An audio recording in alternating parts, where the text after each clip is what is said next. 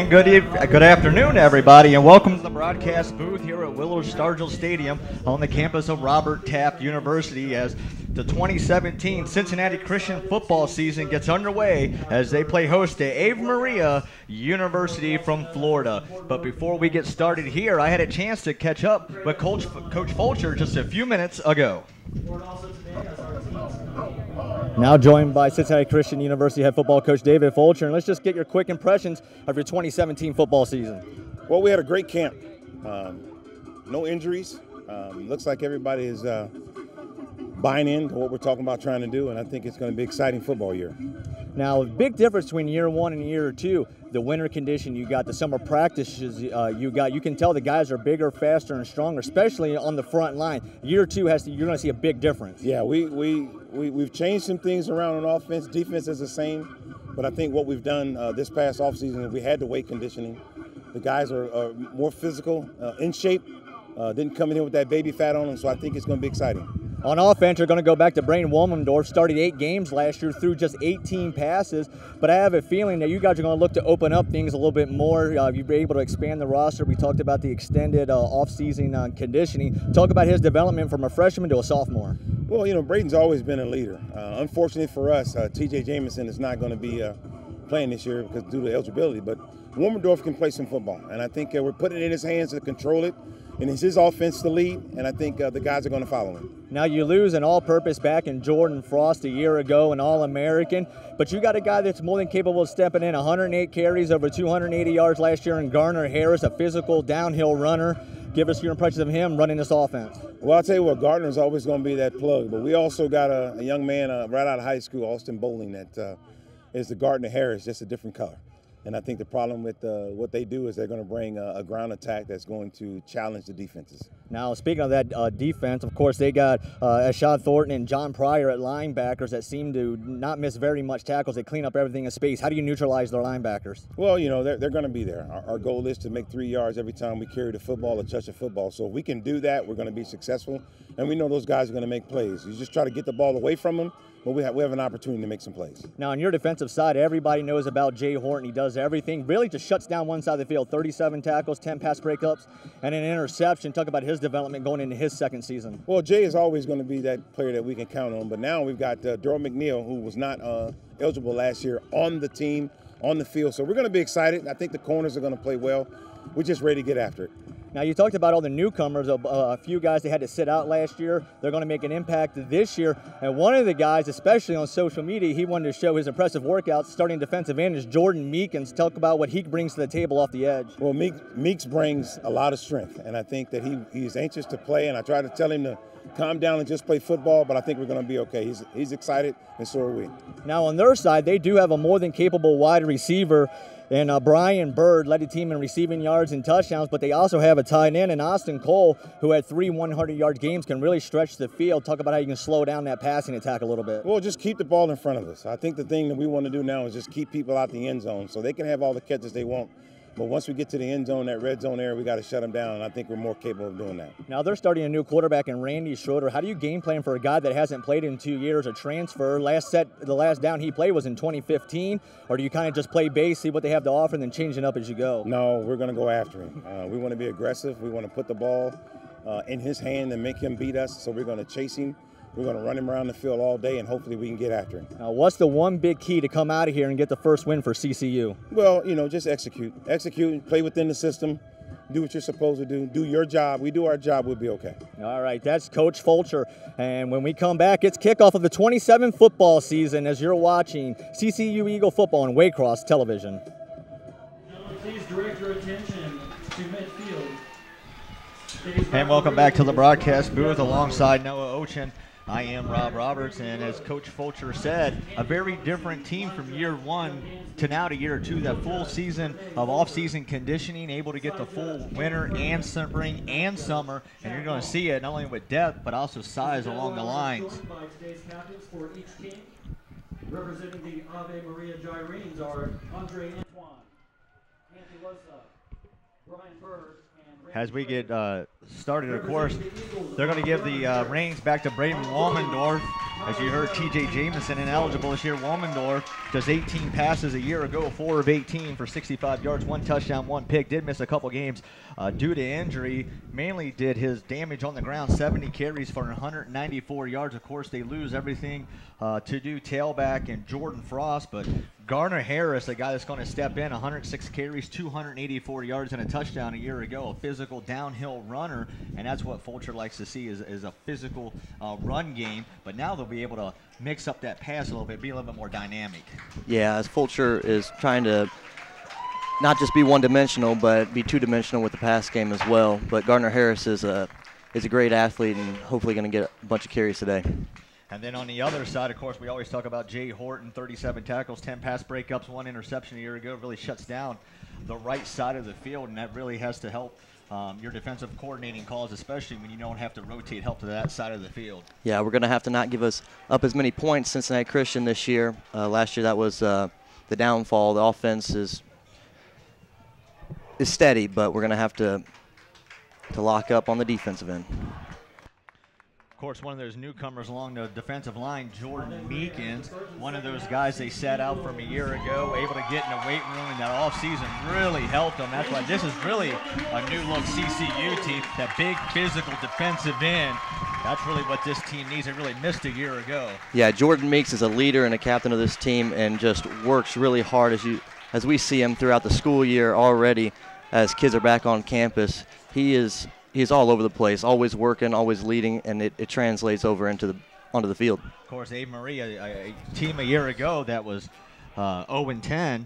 Their last 6 games of the year, they gave up 30 points or less in 5 of those, but still a team that gives up a lot of points and a team that CCU really matches up against well, especially if they're looking at last year's film. This is a totally different CCU offense this year. It's going to be a lot more dynamic, a lot less dive and option, a little bit more vertical in that game with Womendorf. Yes, looking forward to that. As Coach Fulcher gives his last second instructions around the 45 in what should be a very entertaining 27 football season. CCU will receive to start the 2017 season. 34, Garner Harris will be back deep to receive. He goes inside the 10-yard line.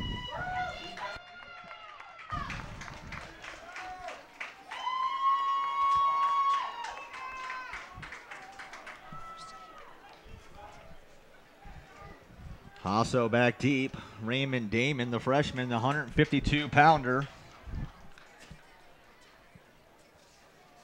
Kicking off for the Gyrenes, number 99, Brandon Boutre. And back to receive for the Boutre kicking off. Number 9, Raymond Damon. The 5'7", 180-pound junior toes it up at the 35, puts his right hand up, and the 2017 football season is underway. Fielded at the 10-yard line by Damon. Trips over his own feet at the 25. Really had a chance for more than that, but that's where the 2017 football season will start as Womendorf takes the reins in year number 2. The sophomore quarterback, 4 of 18, 65 yards, 1 touch, 1 pick a year ago. 70 carries for 194 yards in 8 games. Missed 2 due to injury. Of course, right behind him is going to be Garner Harris, 284 yards rushing a year ago.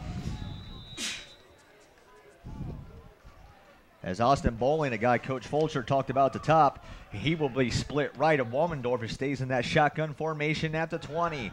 Good pocket, pulls it down. And right there, you already see the athletic ability. And there it is on the tip pass. Way down comes Zach Pickett, and you're not going to catch him. The first play of the year goes 75 yards to the house. And Cincinnati Christian starts the 2017 football season off on the right foot as they take a 6-0 lead, 14:35 to go. Oh my gosh, what an unbelievable play. Just tipped off the defender right into his hands, and there was no catching him. You know, that's just a great start, morale booster to start the game. As he rolled out of the pocket. Right there. You can right through, hit both defenders. The athletic ability, though, to be able. That play lasted a long time. As Trey Miles. is on for the extra point. Good snap, good hold. And it's good. Our new score after a 75-yard pitch and catch. Wallendorf to pick it. It's Cincinnati Christian 7 and Ave Maria nothing, and that's exactly the start to the season that Cincinnati Christian wants. They know what they can do on defense. They need that offense to be able to put some points on the board and give this defense a break. Yeah, great start to the season. I know that'll get them going here. Now let's see what the defense can do. Of course, his athletic ability, able to keep that play going, but he threw for more yards on that one broken play than he did in the course of the whole 2016 season. But that's what Coach Fulcher talked about. Able to be able to go deep, spread the field a little bit, get him out of the box. Yeah, and the athleticism, like you said, throwing across the shoulder, running to the left. That takes some great strength. Great start to the 2017-2018 season.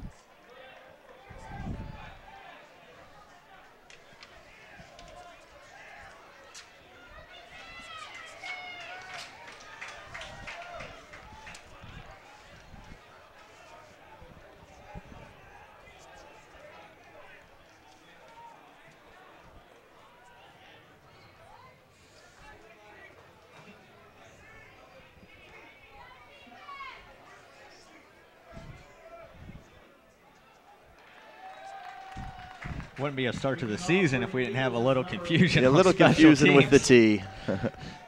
Got to have the T out there. Joseph Adby.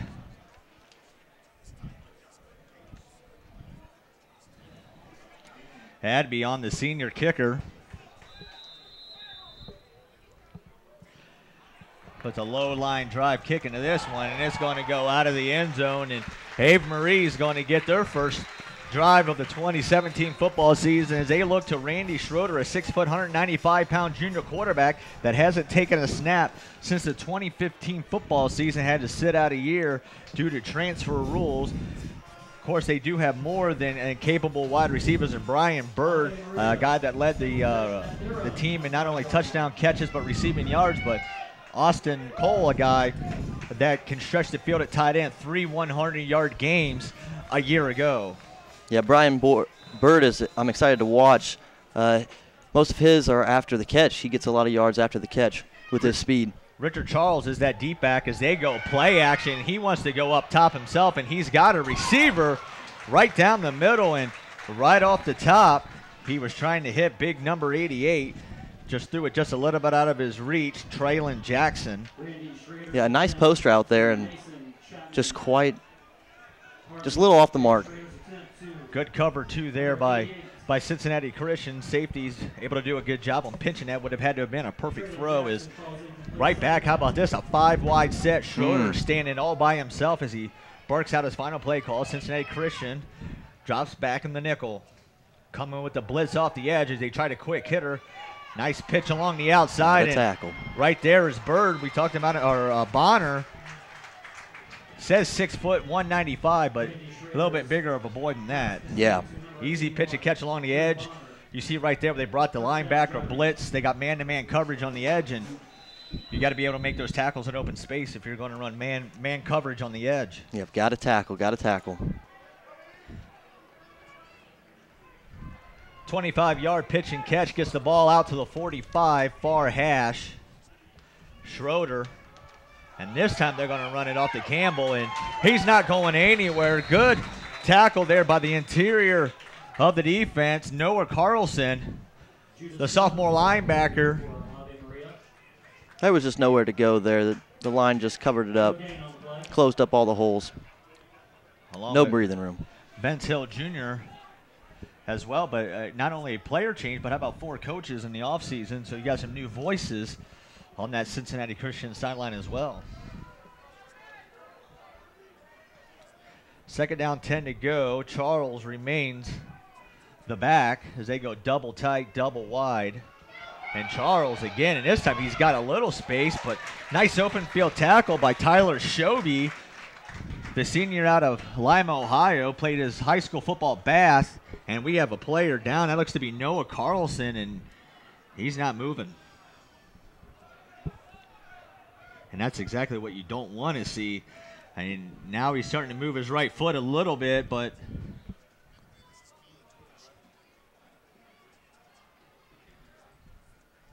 So hopefully this isn't anything major, but he's not moving a heck of a lot.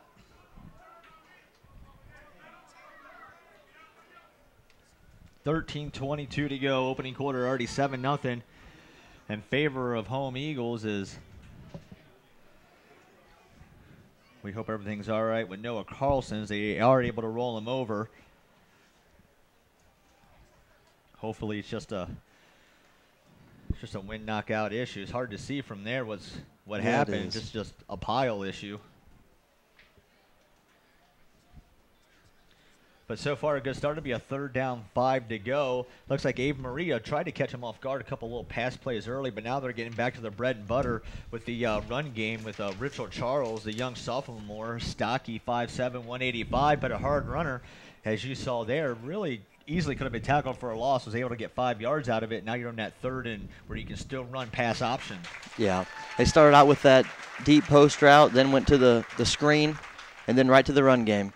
And that was really the question mark, and Coach Fulcher talked about at the top. We're not going to let him get settled in Randy Schroeder. We're gonna blitz him. We're going to hit him. No, they're going to make him very uncomfortable today.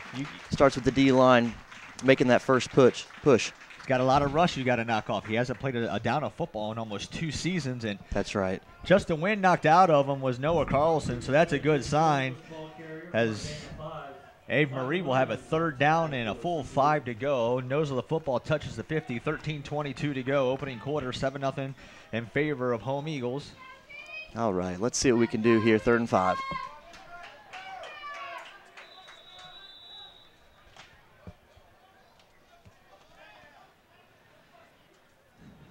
Schroeder, Charles split to his right, doubles top, single bottom. 43 defense for the Eagles. A quick hitter on the edge. Nice defense along the near side, able to get his hand on it. Nice pass break up along the near side. Danielle Denson out of Huber Heights Wayne, able to break it up, and it's going to be punt time for Ava Marie. Yeah, Danielle Denson, he is very strong. His arm's strong. Got in there and disrupted that pass. What I liked best was he's able to do the swing move with his right arm, knock that football down, and not use that left arm. His tendency to reach around and kind of fish hook him a little bit. Good angle there, able to get his arm down, knock down the football, and they're going to get this ball right back. Horton, the ever dangerous Jay Horton, standing back at his own 10-yard line as CCU almost got to it, as it takes a bounce toward Horton, and he's going to field it inside the 7-yard line out to the 12. Actually, sorry, that was Euless Cannon out of Miami, Florida. So used to having Horton back there. Yeah. But actually a good decision. Took a bounce right to him. That ball could have died inside the 5, able to get it out to the 12. That was a great punt. Good decision to pick it up. Good thing he didn't fumble it on the way up. So 12:54 to go in the opening quarter here from Taft. And just a beautiful backdrop here for college football. You got the Cincinnati skyline. We're just right smack in the middle of downtown. And we've seen some of the city shots that we were able to get earlier, and a lot of history in this area, and it's nice to see CCU embracing that the city culture that they have on campus. So Wallendorf's going to start his second possession of the night. The first one was a short 75-yard drive. This one is going to start off on the 14-yard line as Garner split right. Wallendorf standing at his 9, and Garner's going to get his first carry.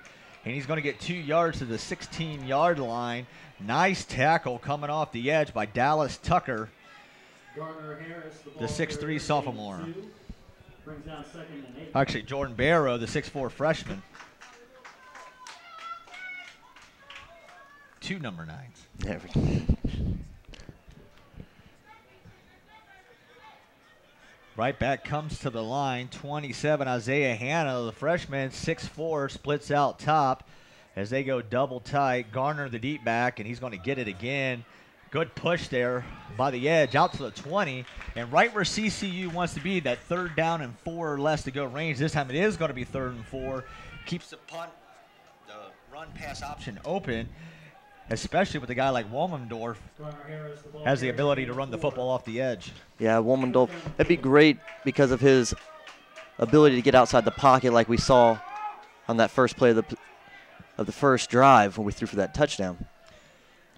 Third down, 4 to go. Nose of the football, touches the 20. Garner split right once again. Womendorf's going to keep it himself, trying to get loose, and he is going down at the 7-yard line. And they were going to say he was down. Looks like a little miscommunication with Garner in the backfield, as you're going to see right here. Of course, one thing they're going to see about in film, they're going to circle right there, not to pick on the right big in. guy, Yep. but 78, Nicholas Purdue, the freshman tight end out of Groveport, Madison, missed that block on the edge, kept Womendorf, and we're going to get our first punt of the season is Trey Miles, back to punt. the freshman kicker out of Hamilton High School, Big Blue, just up the road on 75. On that last play, Nicholas Purdue, there were 2 guys on that side. I think there was miscommunication on, like you said, that circle formation that they did to miss. Miles standing inside a low snap, and it gets away from him. And now he's going down. That's going to be a safety for Abe Marie. And with 10:43 to go, they get their first points of the season. Well, after a great start with that first opening touchdown, that's quite the letdown. We'll see how they bounce back, though. Records a safety on the play, making the score Just a low snap, but it looks like he took his eyes off of it. Even though it was low, really what he should have been able to corral in. And Ave Marie gets some of that momentum back to get the 2 points, and they're going to get excellent starting field position. 10:43 to go in the opening quarter. Yeah, that field position now is big as we're going to be punting.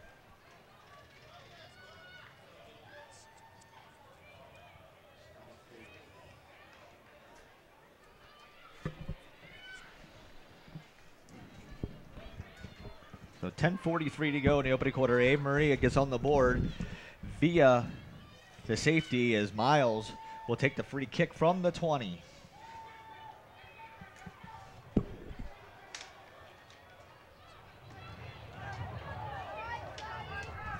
Joseph Abbey will free kick from the 20-yard line.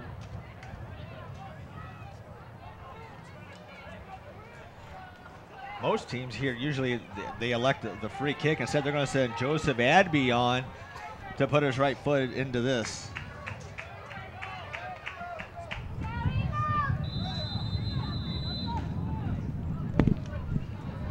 A low line drive kick, and it's going to take a CCU bounce inside the 25-yard line, out across the 35, 40. He's got the 50, and he's got running room inside the 40, and inside the 38. Now he pitches it backwards. Ball's loose, and Abe Marie's able to hop on it at the 42-yard line.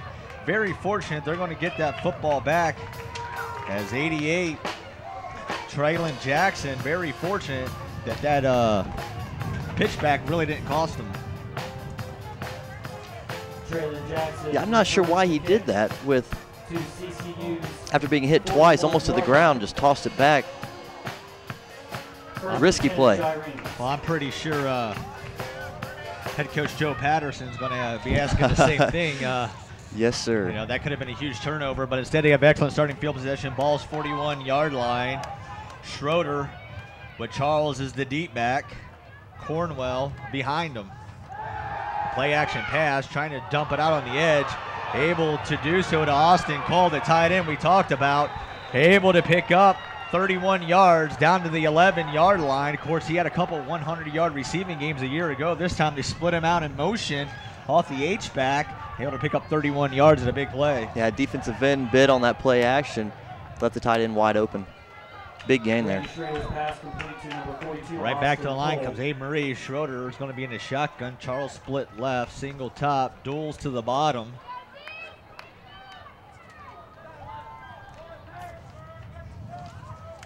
Down to the very bottom is Drew Bonner. Schroeder barking out his final signals.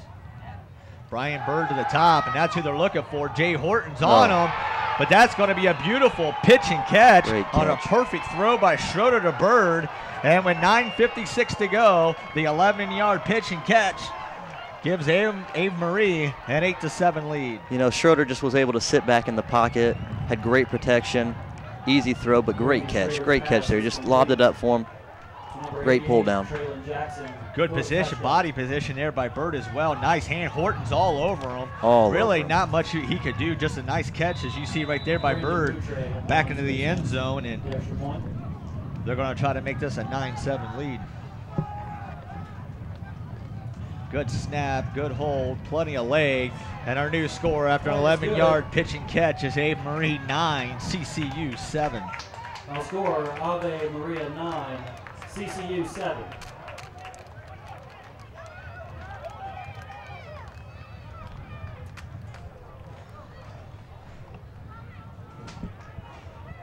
So after the good start, they come back, they get the safety on the low snap. The offense kind of went backwards there toward the end, and Ave Marie able to take advantage of special teams, able to flip the field even with the safety.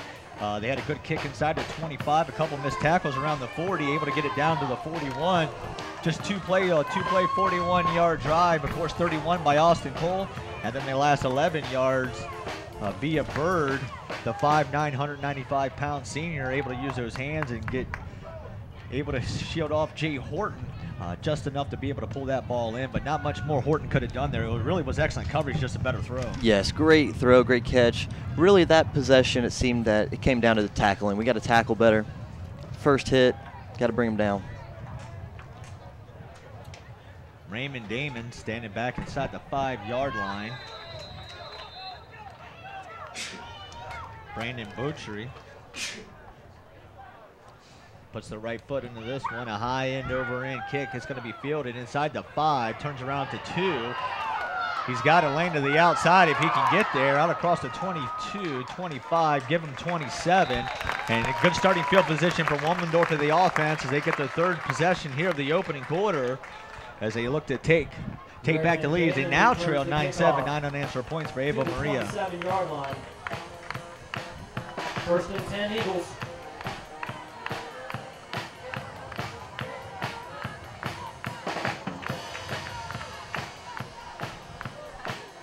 Yeah, as you see on the instant replay, great fight for those extra few yards. Good starting position here. 4 wide set, trips to the near side, bottom of your screen, single up top. Garner Harris split right at Womendorf, stands at his own 20-yard line.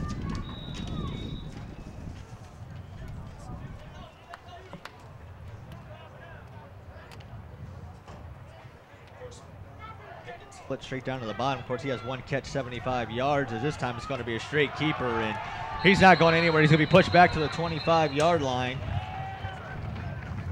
And it's going to be a loss of about 2 yards. Absolutely nowhere to go. Evan Major, Savon Hunt, Matthew Kennedy doing a great job there getting that first push against the Cincinnati Christian O-line. Braden Womendorf carries the ball, loss of 2. Mason Chapman now checks into the lineup as they go extra tight end here. Second down, 12 to go, ball 25-yard line. Pickett split down to the far side. But Jackson, Womendorf's looking that way. He wants the quick hitter to Pickett. He's got it to 27. Just a tad behind him. If he'd have been able to hit him in stride, that would have gone for at least a first down, maybe a little bit more. Instead, it's going to be third down. We'll call it at 11 at the 26. Those are those small miscues, slightly off target that can. You can see all that green right there. We just would have been able to hit him in drive. It still leaves seems that could turn a 15, 20-yard play into a 3-4 yard gain. Needs to settle down just a little bit. Third down and 11. Big third down coming up for CCU. 8:27 to go and counting. Opening quarter. They stay in the 3 wide set. Dawson and Pickett to the near side. Garner Harris are going to go option. Good pitch. As Harrison, trying to break a tackle, lowers his shoulder down to the 30-yard line. Nice open field tackle by Shamori St. Kitts, the 6'1", 200-pound sophomore linebacker, and it's going to be 3 and out for the Eagles. Garner Harris carries the ball for a 3-yard gain. Bringing up fourth down. Not quite the possession Coach Fulcher was looking for, but still early here. We were hoping for a couple first downs, kind of set the tone back, at least. Settle down, give your defense a break, especially while not exactly temperature hot. It's just going to be in the low 80s. Still no coverage. Sun's beating down. First game action. We saw it last night on the high school scene. A perfect night for football, but yet 10, 15 guys cramped up in the middle of that football game. And by the end of that game, it was in the low 60s, and you still had people cramping. You know, there's a difference between being conditioned and football condition, and that's what we're going to start to see here is the depth and attrition, especially in the second half. Yeah, once you get out on the field, it's just a whole new level. The adrenaline, all the things that go into it, the focus, it takes so much away. You're always tense, you're ready to go. And that just takes a lot out of you. But these guys have done a great job in the offseason working, being conditioned. And CCU having to use the timeout on special teams, and that's one thing Coach Fulcher harps on, is not wanting to use timeouts early, especially mental timeouts on your special teams. That leaves them with 2 for the rest of the half with 7:37 to go. Chandler Bradley on for the punt, stands at his own 15-yard line.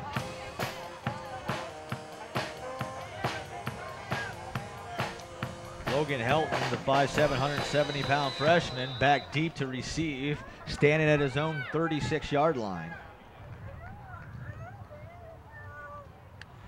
Good snap, able to get his right foot into this one. And that was tipped at the line, and that's going to be excellent field position once again for Ava Marie, as it does take a CCU bounce to the 46-yard line. But they're going to have excellent starting field position one more time. Is good penetration up the gut, able to get a hand on the ball. And they're going to set up shop there. First down, 10 to go for Randy Schroeder in the offense. You know, that's interesting how after the timeout you thought they would be composed and ready and focused on that. And somehow there's miscommunication, missed block. Leads to that block punt.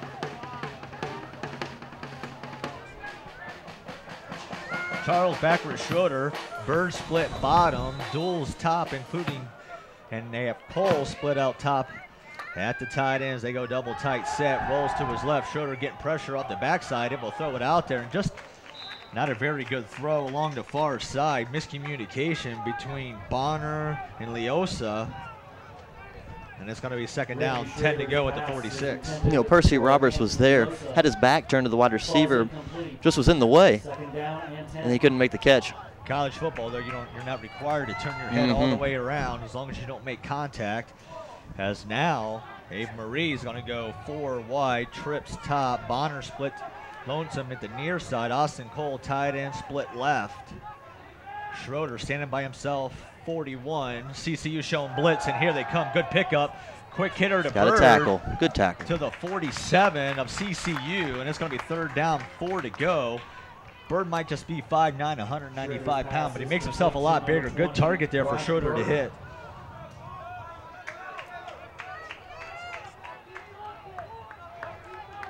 Looked like 4 curls there, just quick out, back in. Well, you seen him just sit right underneath that zone. You saw Jordan Meekins drop off from his defensive end position. He just found the soft part in the zone. They were coming on the blitz. They're content with taking that few yard gain. And now we talked about, now they have the third and short. Third down, 4 to go. CCU trying to get off the field. They come up the middle. Schroeder able to hit Bonner coming out of the backfield down to the 37-yard line. Flag on the field. That flag's deep in the backfield at the 43. Wait to see what our head referee has to say, and it's going to be a personal foul. Roughing the passer, that's going to be 15 more. Penalty is roughing the passer. There was a first down plus 15 more, and with 6:30 to go, Ava Maria is right back in business. Not sure if that was Vince Hill or not. It's a 15-yard penalty after the play. Ave Maria's ball on down to the 22-yard line here. You're going to get a good shot of it. Ball's out. Yeah, you can't touch him. Can't give the two-hand push when you got about 4 steps into the quarterback. They're going to call that all day and twice on Sunday. 15 yards, pushes the ball down to the 22-yard line. 6:25 to go and counting. Opening quarter, Ava Maria looking to build upon a 9-7 lead. Right back under center, Schroeder. Charles is the deep back as they give it to him.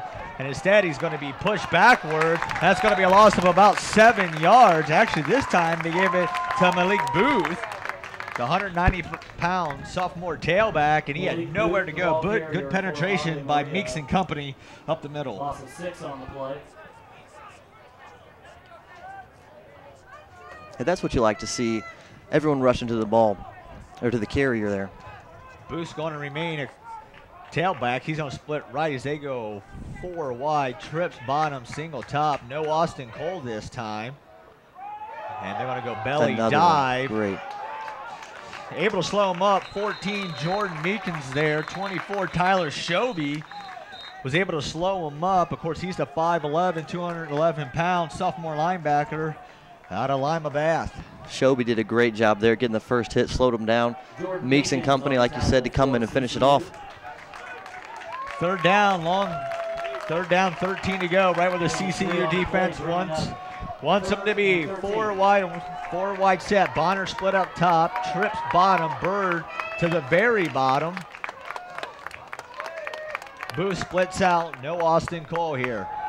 Good pocket for good pressure. Schroeder. Nice tip away by the linebacker there, able to reach over the top, hit it away. Michael Williams out of Urbana University via Fairfield.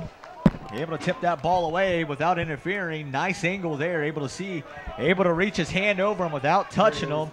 And it's going to be a field goal attempt of about 42 yards. Good defensive stand by CCU, especially after the free 15 yards on the roughing the passer. Yeah, way to make up for that there. Vince got in there, Vince Hill. Had a great pressure there. They thought they were going to bring 5, 1 drop back, and 4 rushed, and were able to get to the... Boutry, a 43-yard kick off a left hash. Good snap, good hold, plenty of leg, and it's good. Our new score after a 43-yard field goal. It's now Visit Ava Maria 12, home CCU 7, 4:56 to go. Brandon Boutry's field goal attempt is good. Ave Maria 12, CCU 7. Nice stand there. Able to get the loss of 8 yards on first down. They gave up 7 back on second, but other than that, able to clamp down that third down and 13, hold them to the field goal attempt. Still just a one-possession game as they're getting ready to take over the 4th time here in the opening quarter, but looks like they need to get a little bit more rhythm going offensively. They need to give this defense a little bit of a break. That defense has been on the field the entire first quarter, especially first play of the game goes 75 yards to the house. So really, the defense just been out there and given the heat and everything else that's going on, they're going to start to wear down. They're fighting really hard. Yeah, you can see over there with the assistant coach trying to give them a little pep talk, keep them encouraged, know they're doing a good job fighting for the O. Raymond Damon standing back inside his own 5. This one's a short kick, and he's able to field it with some momentum around the 10-yard line. He's got a seam out across the 30 to the 32-yard line. Nice starting field position as Sterling Curran, the 5'9" freshman linebacker, able to wrap him up, but nice starting field position from Wallendorf and the Cincinnati Christian offense as they look to get something going here on drive number 4. It's a great block there by Austin Bowling. Create a small hole for those extra 10 or so yards. And Bowling's a guy Coach Fulcher talked about a few times in our pregame as a guy that he expects a lot of with Garner Harris in the backfield. As they go straight eye, tight end split near side. And Garner Harris with a nice hole. There's Bowling again. Always nice when you can go 7 yards before first contact. Now it'll set up a second down. 3 to go. As we're seeing a lot of Zach Pickett here in the early going as well. 19, of course, he had the 75-yard touchdown catch to get this thing started.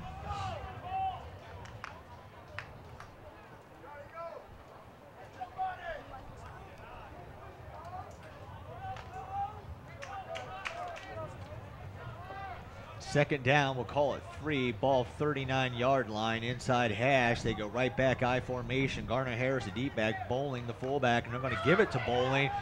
And he's going to be about a half a football short at the 41.5. He had to reach the 42, and it'll be third down and half a football.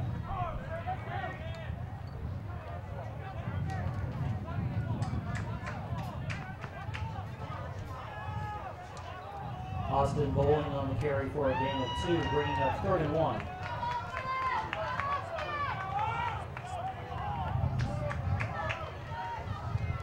Third down, half a football. They remain in the I formation. Garner Harris, the deep back. They'll give it to Bowling on the fullback dive, and he's going to get the first down. Able to pick up the half a yard And that's what the CCU offense needed with 3:30 to go in the opening quarter. That's big right there. Once again, letting the defense rest just a little bit longer. Hopefully they can make it further down the field, but that's a great start for the D. Good push there by Dante Ross, a 6'2", 300-pounder out of Carroll City High School in Miami, Florida. Able to get that push along on the near side. As you see, big 77 to center right there.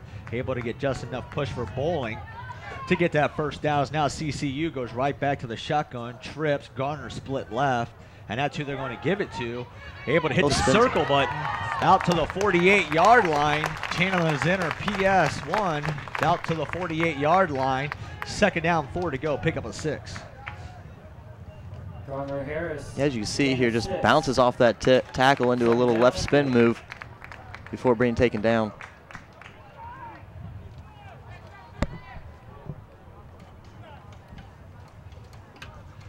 A lot more different formations, a variety of formations that we saw from CCU a year ago, but that all goes back to the extra offseason that they were able to have this year. As they come out 4 wide, Garner remains the back because they're going to go option. They're going to pitch it to Garner, able to slip a tackle in the open field down to the 45-yard line before he's pushed out of bounds by Andre Antoine.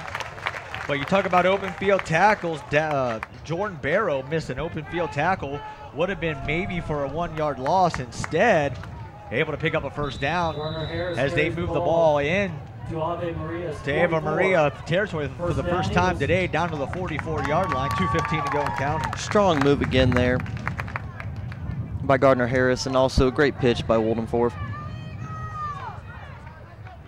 Bowling now the set to the right of Wollendorf as they go double tight, double wide. Wollendorf rolls to his right, wants to come back. He's got a receiver instead. He slips and falls. Coming out of his break did Zach Pickett. Very fortunate that ball wasn't picked off by Barrow. And CCU will live to see another down. You're going to see it right here on the rollout. He had him open. Pickett just slips as he put his foot into the turf. Very, very fortunate. And that'll set up a second down, 10 to go. But now it's a chance. He did everything right there. Rolled to his right. He had a clean pocket, able to move the pocket. Nice strong throw. Just wasn't a clean break as Pickett splits out top to the right. Isaiah Hanna near side. Garner Harris and Bowling on each side, and they're going to give it to Garner Harris, and he's going to lose 6 yards out to the 50, make it 7 yards out to his own 49. That's going to be third down, 17 yards to go. Right where the Eagles didn't want to be. And not sure if he had the option or not, but Wollendorf could have almost kept that one. Third down at 14.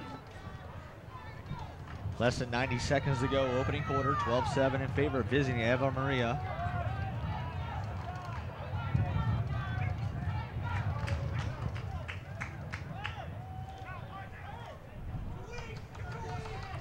Big third down to go. Duels top, duels bottom. Bowling staying in for extra protection. Wollendorf with a good pocket, steps up, wants to throw. He's got a receiver on the near side, just out of the reach of Larry Jackson, the freshman out of Louisville, and it's going to be punt time for the Eagles.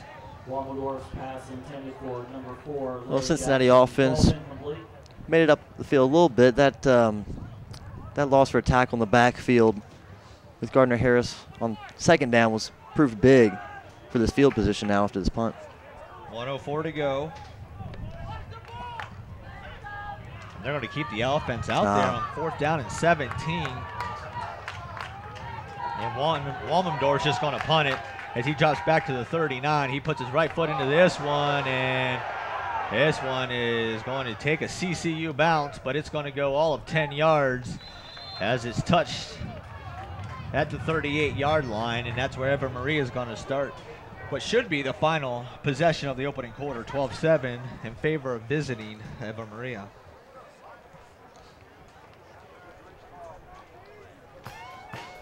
Ave Maria takes possession at their 38-yard line.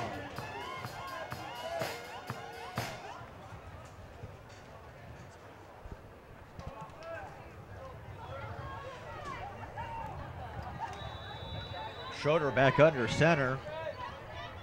Charles, the deep back. Bonner near side. Cole, the H-back in motion. And Schroeder is going to be thrown down for a loss. Good penetration straight up the gut by Andrew Alekna, the sophomore out of Akron. Able to throw him down. That'll be a loss of 3. Judah Stone on the carry for the Gyrenes.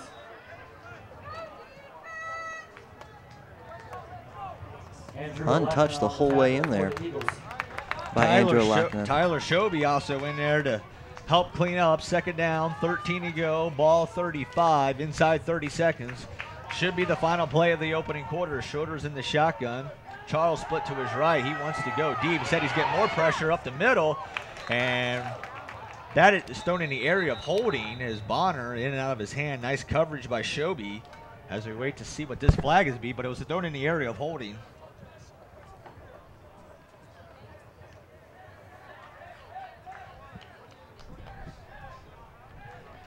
Might see CCU here just decline this and bring up a third down and long. Call for a holding infraction. Yeah, that seemed to be the wise move there by Coach Fulcher.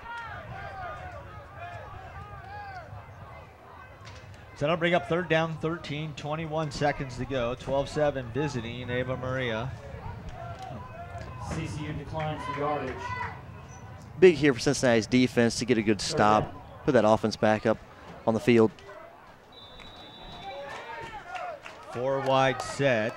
Jackson split to the very bottom. Bonner up top. They set up the screen for Charles, and he's able to break a couple tackles to the 45, 46. He picks up 11, but he's going to be 2 yards short. And what should be the final play of the opening quarter, an opening quarter that saw CCU jump on top 7-0 on the first play of the game, but saw Ava Maria able to bounce back with the safety. And, of course, the Schroeder to Bird 11-yard touchdown pass. And then the 43-yard field goal to round out the scoring on a very entertaining opening quarter as they take a 12-7 lead. But there toward the end of the quarter, you saw both teams really start to settle down, calm down their nerves, and really just start playing football. Yeah, like on the first possession, we saw that tip pass, just a little crazy play, and then settled in, more normal football, if you will. Great start for the 2017 season. Very exciting, great game. Ready to see what's in store for the next 3 quarters. Well, we saw Garner Harris able to really start to get that run game going. They had it going on that possession right before the end of the first quarter before it was derailed on that loss of 7 as he took the snap and really didn't even have a chance to get into his cut. But you have to believe that that physical running with him and Bowling is really going to start to wear down this team, especially moving into the second half.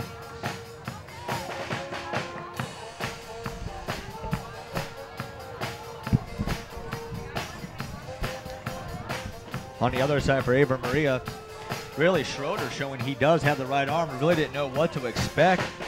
But really we got a little bit more out of Bonner than we expected. We knew what we were going to get out of Cole and Bird. But Bonner playing a lot bigger than the 6-foot, 190-pound frame listed. Plays as a big-time possession receiver. Bird, we know what we're going to get out of him. But really just using him as a decoy for the most part.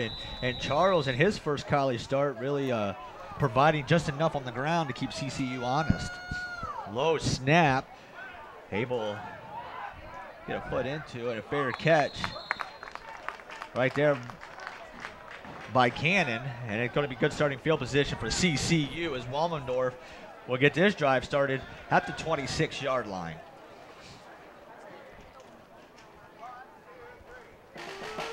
CCU has possession. Coach Fulcher talked about the big loss that T.J. Jamison was, a guy I covered a couple years ago when he was at Lakota East. A real big run threat option, real big arm.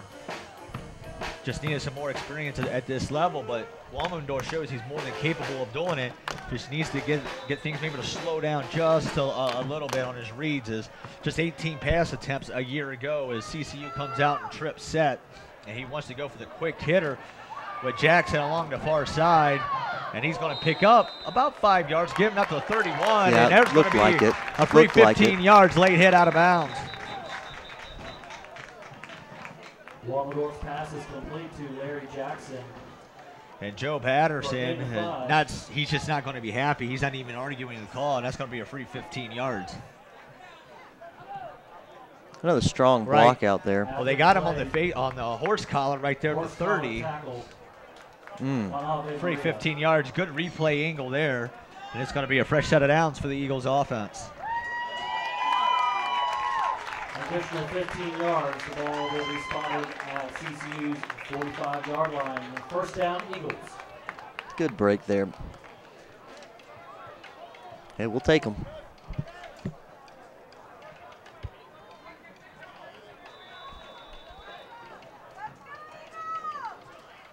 Wolmendorf back into the shotgun, looks right, comes back left. Now he's just going to tuck it.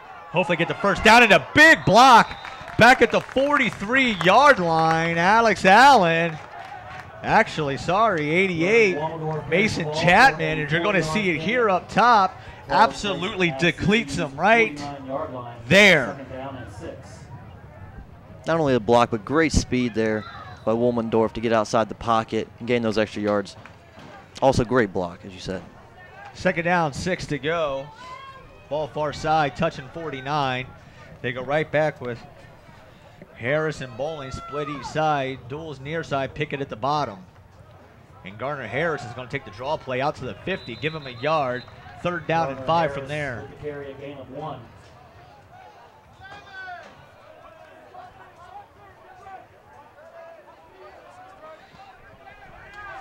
Bowling checks out. Chapman checks back in. As they go an extra tight end set here. Wollendorf gets the call from the sideline. Big third down coming up. Third down and a long 5 here.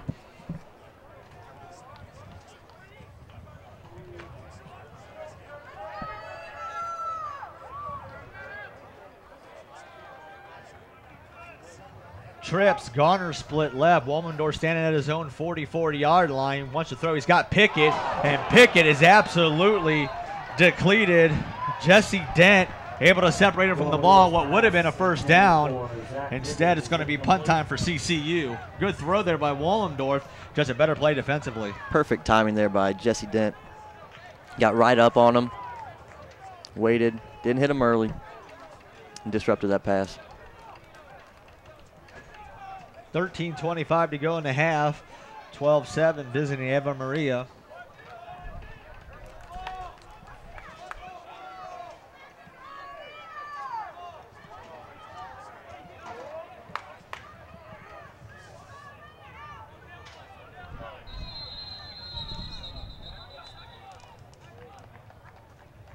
Villarreal on for the punt, standing in his own 36. Delay a game. Delay of game penalty on CCU. That'll push the ball back to the 45. Almost like they took that one on purpose so they get the extra 5 yards in which to punt with. Ball moves back 45. Villarreal's now standing at his own 30.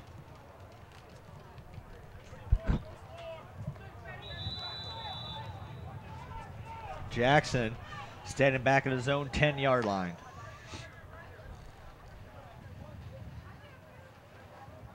Good snap, able to get this one off. Almost had that one blocked as well, but it's going to take a CCU bounce inside to 20, inside to 15, down to the 13-yard line. Good punt there by CCU as they able to pin Ava Maria back deep. Excellent punt. Good protection there. Down at the 13-yard line. Last 2 punts weren't exactly what Cincinnati Christian Eagles were looking for. They got a good one. One thing they're going to work on this week, and we'll talk to Coach Fulcher later about it, he needs to be able to get that punt off quicker. He's taking that extra step, and that's allowing that rush. Affected, able to get the block punt a couple possessions ago. That time they almost got to it again. You need to be able to get that off just a little bit quicker. First down, 10 to go. Schroeder with Jackson. They're going to go 4 wide, doubles to each side. Bonner split near side. Bird slot up top. Schroeder standing back at his own 8-yard line, wants to go Bonner on a bubble screen. There you go. Instead, he is dropped right there, never had a chance. Daryl McNeil Jr. out of Sydney High, able to block, get off the block, and able to make the open field tackle. Daryl's a great character around school, does great in the classes, great on the field, all-around great man. They're going to say he picked up a couple yards out to the 15-yard line. Second down, 8 to go from there.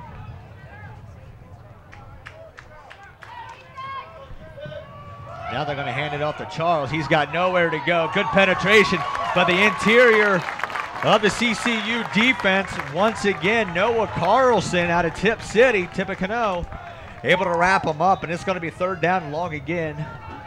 just brushed off the man blocking him and just went right to the running back. Great stop there by Noah Carlson. Another big third down coming up for the CCU defense. 12:18 to go and counting before the half, trying to get another 3 and out. Playing bump and run along the near side is McNeil Jr. as Schroeder steps up, trying to get away. McNeil Jr. hits him. Ball's loose, and Jay Horton has it at the 1-yard line, and it's going to be goal to go. Jay Horton, Johnny on the spot. McNeil Jr. able to get the strip on Schroeder, and CCU has the ball. First down, goal to go. 12 minutes to go in the half. I want to point out what Jordan Meekins did there on the end, the right end. He was getting blocked, and Schroeder was about to bounce out of the pocket.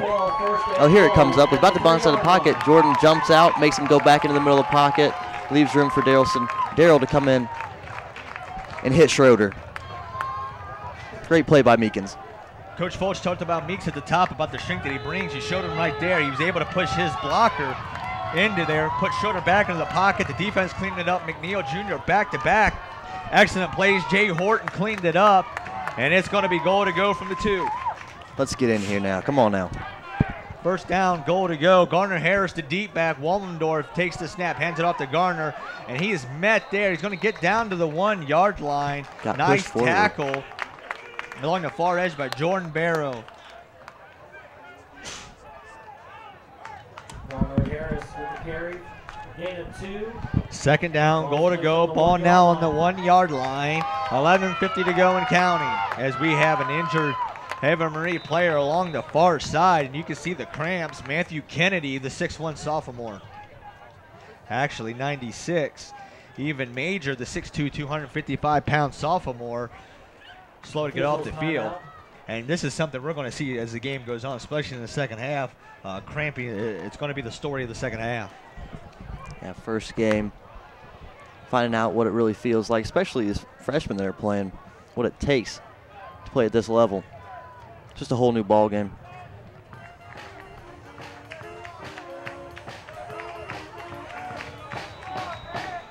Whistle back in play. 11:50 to go and count. 11:50 to go and counting. Ball's on 1-yard line. Garner the deep back. Bowling in front of him. Wallendorf under center. They send single down to the bottom. Wallendorf takes the snap, gives it to Bowling. Bowling pushes his way into the end zone. Touchdown, CCU. Touchdown, Eagles. Bowling on a 1-yard touchdown run as the Eagles take a 13-12 lead. Austin Bowling with the carry for the score.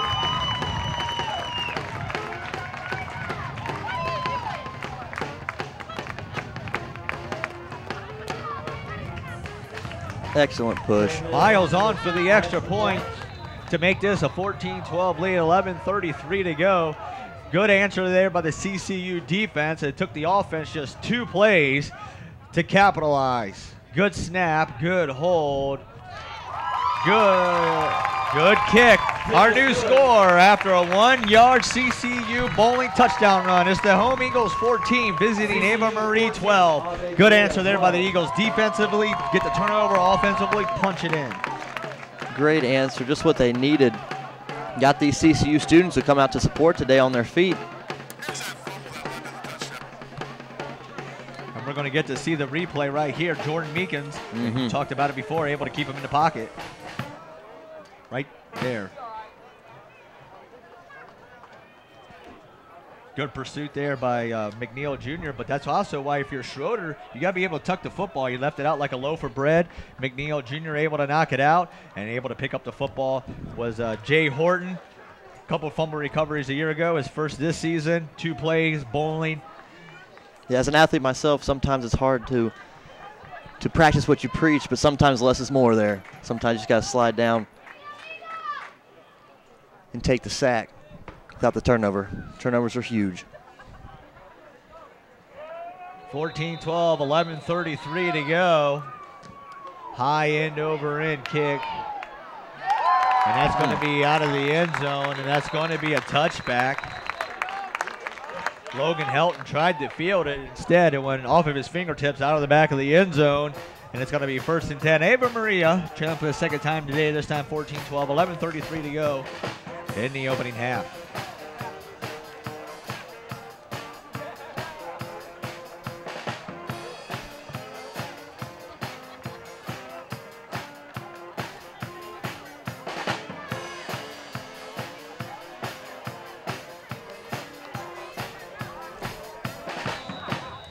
First down.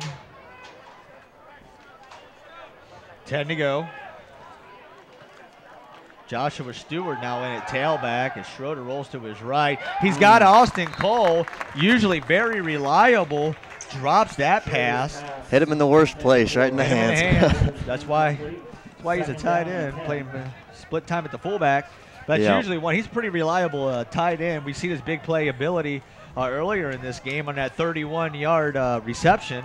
A rare miscue there. Instead, it sets up a second down, 10 to go, 11:27 to go in the second quarter.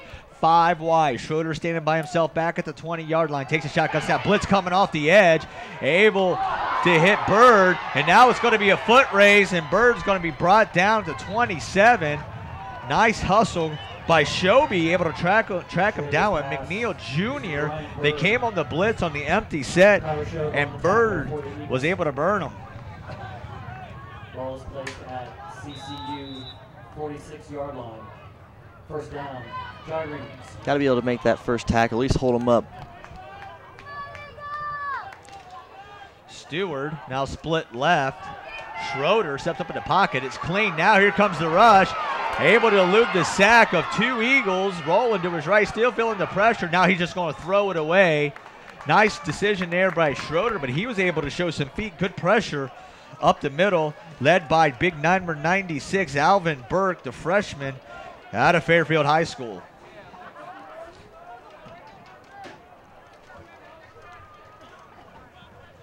Also, nice crowd here for CCU in the home opener. First game here at Taft High School. Beautiful backdrop with the city of Cincinnati right behind us, something we tried to capture in our pregame show with Coach Fulcher. Second down, 10 to go. Ball near side, 46. Campbell's going to stay Stewart's going to stay at tailback, as this third running back we've already seen in the first half. As they come trips top, single bottom is Bonner. And Stewart's going to get the carry, and he is wrapped up there. Nice tackle on the inside. Vince Hill there? Vince Hill and company there. Vince Hill, first one, 6'2", and all bit of 332 out of Lafayette Senior High School in Lexington. Might be closer to a biscuit shy of about 350. Yeah, Vince is a great guy. Talking to him last night, he's super excited for this game. I don't even know if he was able to get much sleep last night. Trips to the top once again. Bonner split near side. Stewart left to Schroeder, and we got flags everywhere. And that's going to be pretty close to a delay. And we're going to get a false start in the offense. So what was a 3rd down and 8? It's going to be a 3rd down and 13, as now CCU can play that pass. Bring some more pressure off the edge, but really they haven't needed to bring the pressure. The front four's been able to get a good job with Meeks and Vince Hill Jr. Getting pressure up the gut, able to drop back those linebackers and clean up.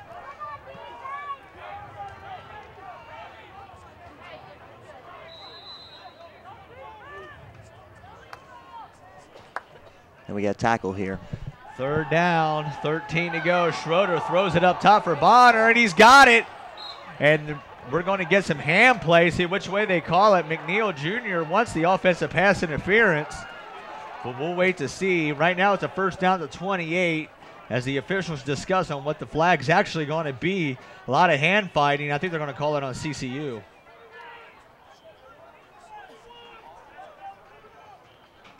And they're going to decline this, and the play is going to stand Bonner with a big 20-yard complete reception. And it's going to be first down for Ava Maria, 10-10 to go in the half.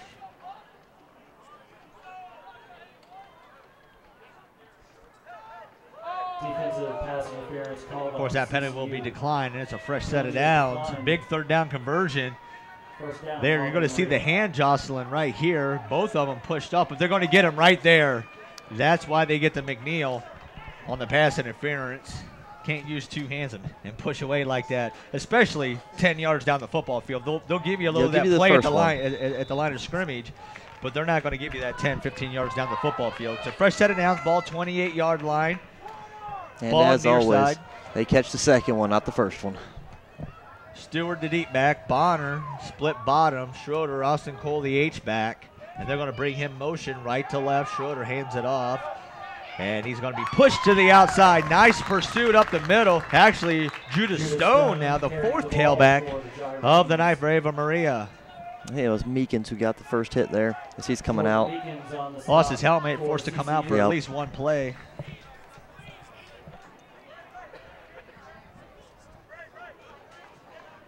Second down, 11 to go. They're going to push him back to the 29-yard line. Inside 9:30 to go in the half. Stone, the deep back.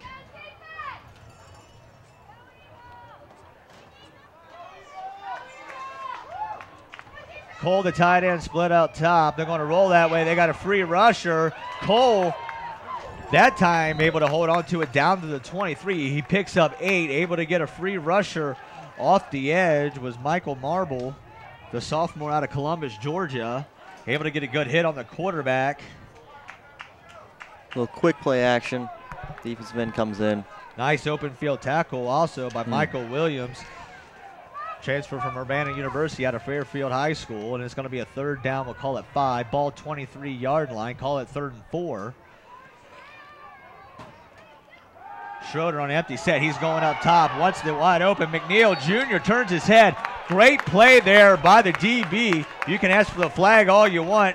You're not going to get it. Tyron Jackson just needs to get a little bit more physical. Nice play there by McNeil Jr. We said his name a lot here in the second quarter, and that's just perfect defense. You can't play that any better as a corner. And that's one of the guys Coach Foltz talked about at the top, and instead it's going to be a 40-yard field goal attempt for Butchery, who connected from 43 yards earlier as they look to take the lead back. Ball just inside right hash for Butchery. It will be a 40-yard attempt. Good snap, good hold, and that kick is trying to draw it back in. And he just sneaks it in at the last second, and with 8:33 to go, the 40-yard field goal gives Ava Maria the 15-14 lead here in the second quarter. Back and forth we go. CCU 14.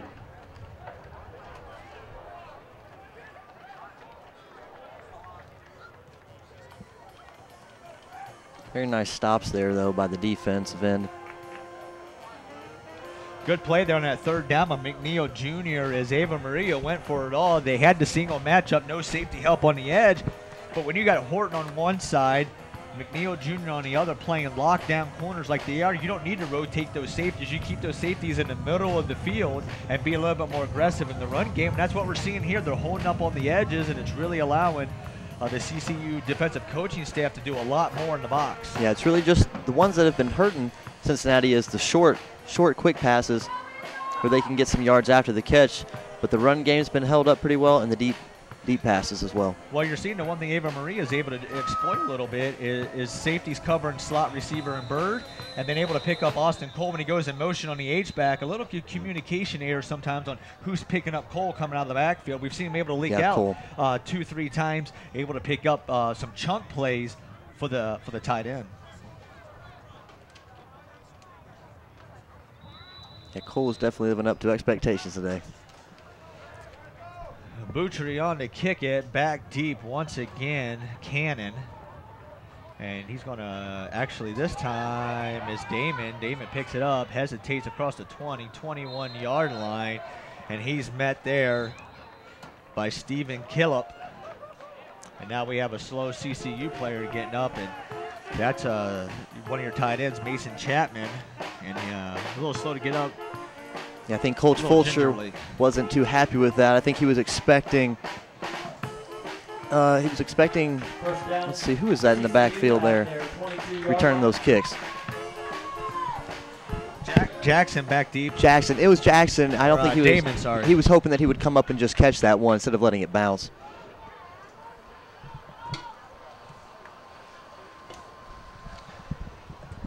Double tight, double wide to give it to Garner along the near side. Bolin, the deep back, able to make the first guy miss. But he's going to lose about a yard back to the 21. But right there, you see the strength of Gardner Harris, able to almost get back to the line of scrimmage. He throws the first guy off as he told Ashad Thornton to go somewhere else with that as he left arm shivered him. And Thornton's a guy that does not miss a lot of tackles, one of the leading tacklers, not only in this team, but in the conference a year ago. Second down. They're going to say he got back to the line of scrimmage, 22-yard line, ball near side, trips. 3 wide receiver set, duals top, single bottom, Gardner-Harris split right of Womendorf, and that's who they're going to give it to. Has to hit the circle button right off the bat as Sharquez Hamilton was the first man. Johnny on the spot. Matthew Kennedy cleaned it up from there, and it's going to be 3rd down and 12 to go. Lost it 2 for Gardner-Harris. Just a ping pong ball up there for Gardner-Harris that time. Nowhere to go. 2 straight possessions. Big 3rd down coming up on their own 20-yard line. 7:20 to go and counting in the first half. 15-14 visiting Ava Maria. Womendorf trying to get the call from the sideline. Needs to hurry up. Play clock under 10. They're going to have to use a timeout man, another one. They're just not going to have a choice. Play clock under 5. And that's exactly what they're going to do. Timeout CCU. They let it clock the play clock on down to 1.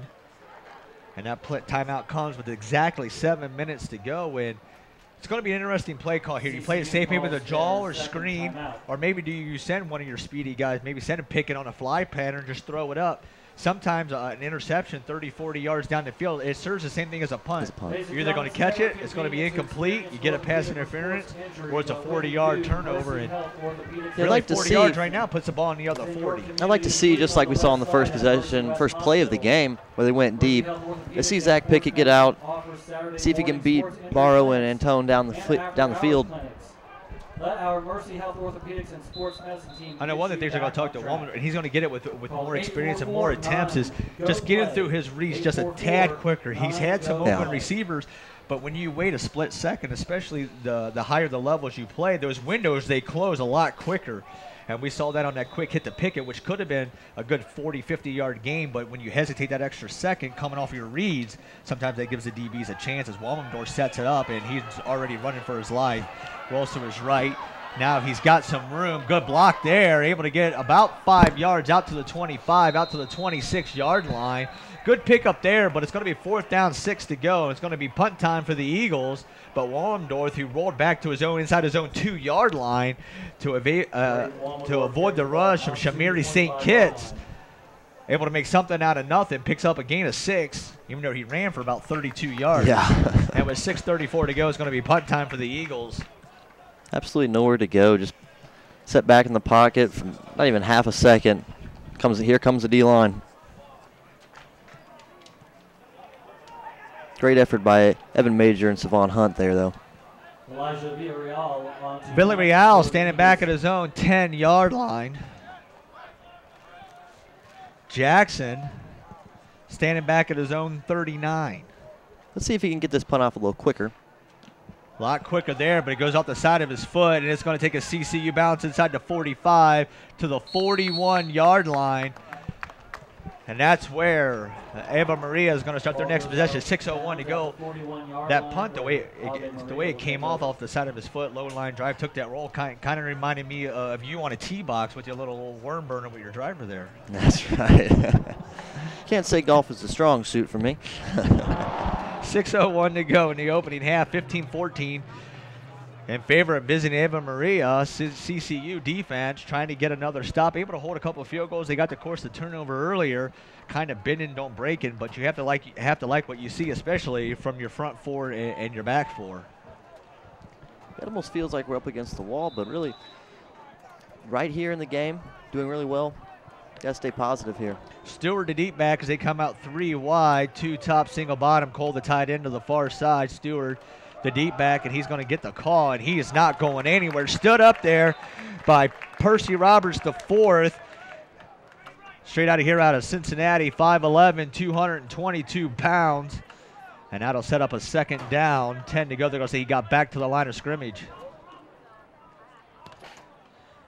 Right there's what you see, your 4 down linemen able to eat up the blockers, and your linebackers come in and they clean up the mess. Good there, pursuit by the middle linebacker. 2nd down, 10 to go. Shotgun formation for Schroeder, back at his own 35, steps up in the pocket. Has a receiver along the near side, but he slipped coming out of his break as well to Traylon Jackson. That's the 2nd drop he's had, but you'll see he slipped sort of like earlier for CCU when Pickett was slipping coming out of his route as well, and that's going to set up a 3rd down, 10 to go, 5:24 to go, 3 timeouts for Ava Maria, 1 left. for CCU. Meekins, defensive end along the near side. McNeil Jr. and Horton all running bump and run on the edges. Schroeder steps up. He wants to go. He wants to test Horton. And Horton able to get just enough on it.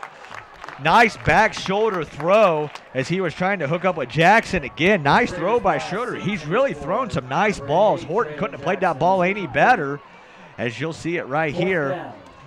But Jackson, Horton, after the play, pretty upset with himself after missing that. I think he thought he had a chance for that one, but great effort, though. Most teams have shied away from Horton. This is the first team really in the last 11 games that's really gone in Horton, and Horton's held up on his own. He gave up the touchdown pass, but that was just a perfectly thrown ball, as was this one. A back shoulder throw, nothing Horton can do, just out of his outstretched hands.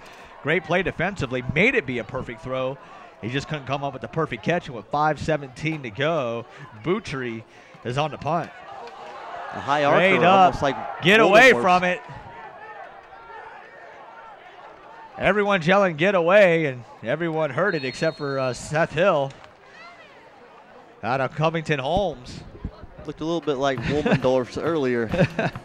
So that'll set up plenty of time to go. 5:03, one timeout. Clock still stops for first down. Ball 32-yard line, moving left to right here at Willard-Stargell Stadium, downtown Cincinnati, on the campus of Robert Taft High School.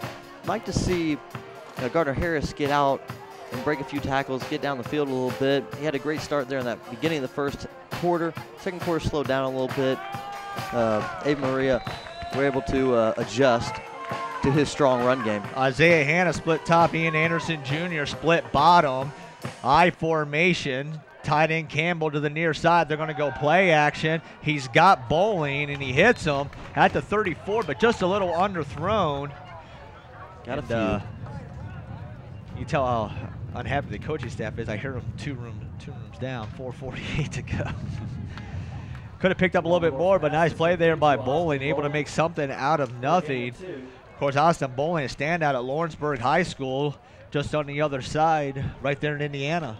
Just green pastures behind him there. Wish that would have been on target just a little bit better, but would have gave a whole new version to rumbling and stumbling is Bowling. All 235 of them is Gardner Harris with a nice hole, able to break a couple tackles. And once again, able to break a tackle of the usually reliable Ashad Thornton. That's two missed tackles by Gardner Harris alone, able to pick up a couple yards, give him the 37. It'll be third down and 5 to go. Got about 4.5. Short 5, long 4 as we're under 4 minutes to go in the second quarter. Like I said earlier, Gardner Harris just ping-pong out there, just bouncing off defenders left and right. Good fight. I think a lot of this in-between tackles you're going to start to see pay off, especially in the fourth quarter as we're under 3:50 to go. 2-3 wide receiver split, split, 2 top, Hannah Berry up top. High snap over Walmdorf. That ball's loose. He just needs to hop on it. And instead, Ava Maria is able to pick it up. That's Thornton inside the 10, down to the 9-yard line. And Walmendorf got rolled up on. He's slow to get up at the 16-yard line. And there's another one of those unforced errors. And Walmendorf smacked his head on the ground pretty hard, and he might be going through some protocol. And it's going to be goal to go from the 9-yard line. 3:31 to go in a half, and a big defensive stand coming up for the CCU defense. Those are those turnovers that we just can't afford down the stretch that turn into quick points. Not only does it flip field position, flips momentum as well. Goal to go, ball 9-yard line, just left the center. They go back to the starter, Charles at tailback. Schroeder under center, Cole the H-back. And we got Derek Taylor down here already warming up for CCU in case Woolmendorf can't come back in. And that was the guy, Taylor, that me and Coach Fulcher talked about off the air. A guy he's very impressed with is Taylor, a guy they just brought in this offseason, kind of on the shorter side, but has a lot of heart, has a big-time arm, and they've liked his development so far, and they were actually looking for him for big things coming up down the road.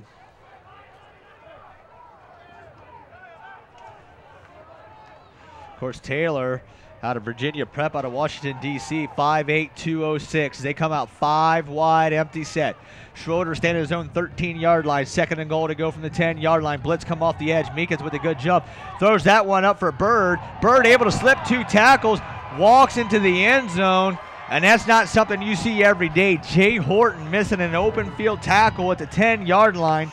Bird's second touchdown catch of the night, this time of the 10-yard variety. And with 2:43 to go, Ava Marie extends the lead 21-14. Interested to see here. It was such a high lob. I thought, let's see, Daryl McNeil was able to jump in there, but wasn't able to.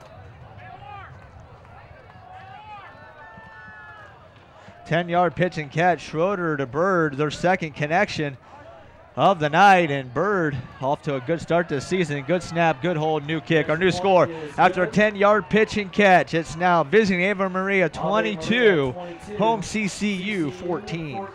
Very impressed with Brandon Bertree. Just gets up there very calm.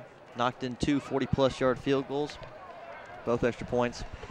I think Schroeder, you talk about a team that couldn't throw the football a year ago, the transfer, he's going to give them a very different look this year for Ava Maria, a team that didn't win a game a year ago, but totally different offense when you're able to go vertical and help open up Charles and company, a lot more options, sort of like what you're seeing on the CCU side as well, a lot more options on the offense, and this is a better Ava Maria team than we saw on paper coming off of last season. Yeah, there we see it again. That's one Jay Horton's going to want back. He's going to beat himself up pretty good. A really short tackler, 37 tackles a year ago to go along with this 10 pass breakups and 1 interception. As Ava Maria is able to extend that lead now back out to 8, 2:43 to go. But more importantly, Ava Maria gets first ball second half. So if they're able to hold CCU here, you take that opening kickoff down the field, all of a sudden you go from 1 possession, 2 possession, and your backs are against the wall just like that. Yeah, hopefully this is the last possession here for CCU. Can draw on the clock out, get down, either a field goal or get in the end zone. Low line drive kick, fielded by Damon out across the 20, able to make a guy miss. He wasn't down. Now they're going to say he's down at the 24-yard line, and that's where the offense will start. We're going to see if it's going to be Taylor or Wallendorf, and it's going to be Taylor at quarterback, number 12. Again, his first collegiate action of the season in his very first game as Wallendorf stays on the sideline. First down, CCU. As you see that angle there, we're not sure he was exactly down either. Taylor's got the big arm. We'll see if they're going to let it loose or they're going to play it conservative. As they're going to shotgun, stand his own 20. Garner Harris split left. Ian Anderson Jr. split down to the bottom. Isaiah Hanna split out top. Taylor taking his first collegiate snap, comes with 2:35 to go in the first half. And he's going to hand it off to Garner Harris. Garner Harris met in the phone booth. And he's wrapped up there by Jordan Barrow and company. And it's going to be a gain, maybe a half a yard. Second down, 9 to go, 2:20 to go in the half. Yeah, it looks like Braden Woolmandorf's getting checked out by Mike Newman. Great training staff there with J.P. Pizzana and Carly Burnham. Hopefully he's back up and soon. Looks like they're just stretching him out, hit the ground, but then you get the pile up, everybody going for the loose ball. And with 2 minutes to go, Taylor gets the play call. We're in under 20 on the play clock. Actually, we're under 10 on the play clock. Shotgun formation, Bowling split to the right of Taylor. Duels top, single bottom. Single to the bottom is Hannah. Taylor takes the shotgun snap, gives it to Bowling. Bowling able to move forward, able to push the pile. Look at him moving the pile out across the 35 to the 36. And with 1:39 to go, that's going to be a fresh set of downs. Yeah, it looked like they might just go in for the run, kind of dwindle the clock down, but after that first down, let's see if they want to give Taylor a chance to throw it downfield. Well, freshman coming in on campus, you just got to wonder how much of the playbook he knows, how many plays he actually has. And that'll be a first down to 36-yard line. And they do have one timeout. Let's see if they let him throw it deep. Fulcher talked about his big arm. You don't need a play for run a straight line. I'll throw it up deep to you. Ian Anderson split top. Hannah split bottom. Jackson in the slot, and they're going to give it to Jackson on the swing pass out across the 41-yard line. Clock continues to run. Pick up a 5 yards on his first collegiate completion for Jackson. Gain of 6. 1:05 to go and counting.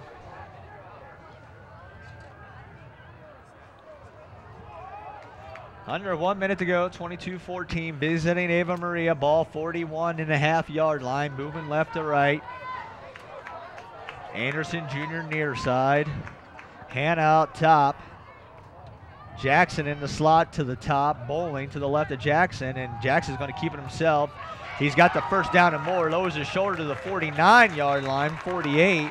Fresh set of downs, 35 seconds to go, but if you're CCU, you need to get this tempo going up a little bit.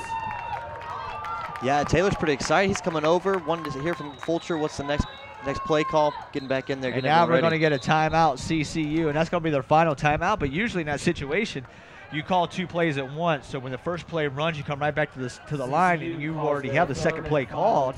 But once again, we just don't know how deep the playbook is for Jackson right now. Coach Wallendorf is second year in the system, has full grasp and understanding of what they want to do. Of course, Jackson just being on campus for about a month. Yeah, let's see here after this timeout if they go to that strategy of being able to call that second one without coming back. Obviously won't be able to. No timeouts left. As you get a shot here of the Cincinnati skyline from the stadium, a beautiful backdrop here in downtown, right on Ezra Charles. Easy in, easy out. Get a chance. Make sure you come join CCU Live. You know, it's beautiful here. Also, on the top of campus, overlooks the whole city of Cincinnati in the nighttime, and the city's lit up. It's a very beautiful sight, very peaceful, calm campus. Great to be at. Be a first down, 10 to go, ball own 49-yard line, 33 seconds to go. CCU trying to get a late score. Jackson in at quarterback. In for the injured Wallendorf, still getting stretched out on the sideline.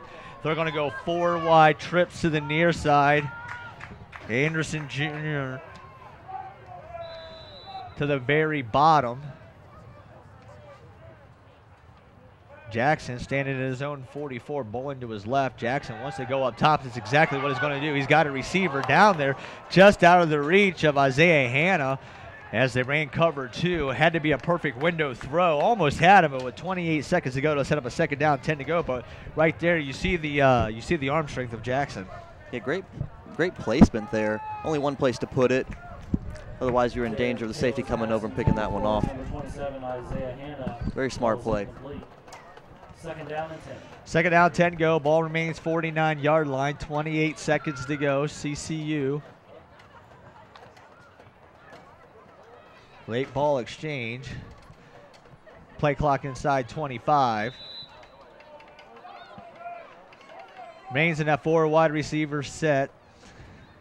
Hanna split up top. Anderson Jr. to the very bottom. Slot with Jackson. Bowling split right of Taylor. Taylor wants to go deep. Now he's being rushed. Looks for Jackson, but just a little too low. Stops the clock, though. Good incompletion there, because if he would have caught it, basically the half's over. 21 seconds to go. Third down, 10 to go. Ball remains 49-yard line. A couple more chances to go yard here. Test out Taylor's arm here.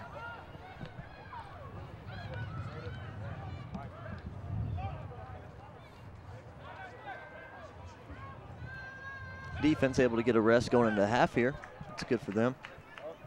Be ready, because they're going to be coming out to start the half on D. Big third down coming up for the CCU offense. They stay in that 4 wide set once again. Hanna out top, Anderson to the bottom, Jackson slot up. Bowling split right at Taylor. Taylor's going to give it to Bowling. He's got the first down and more inside the 40, down to the 36-yard line, make it 37, 15 seconds to go. They're trying to get him to spike the football. They need to get right back to the line. Of course, the clock stopped for first downs. They just need the ball spotted. Taylor needs to hurry up and snap it.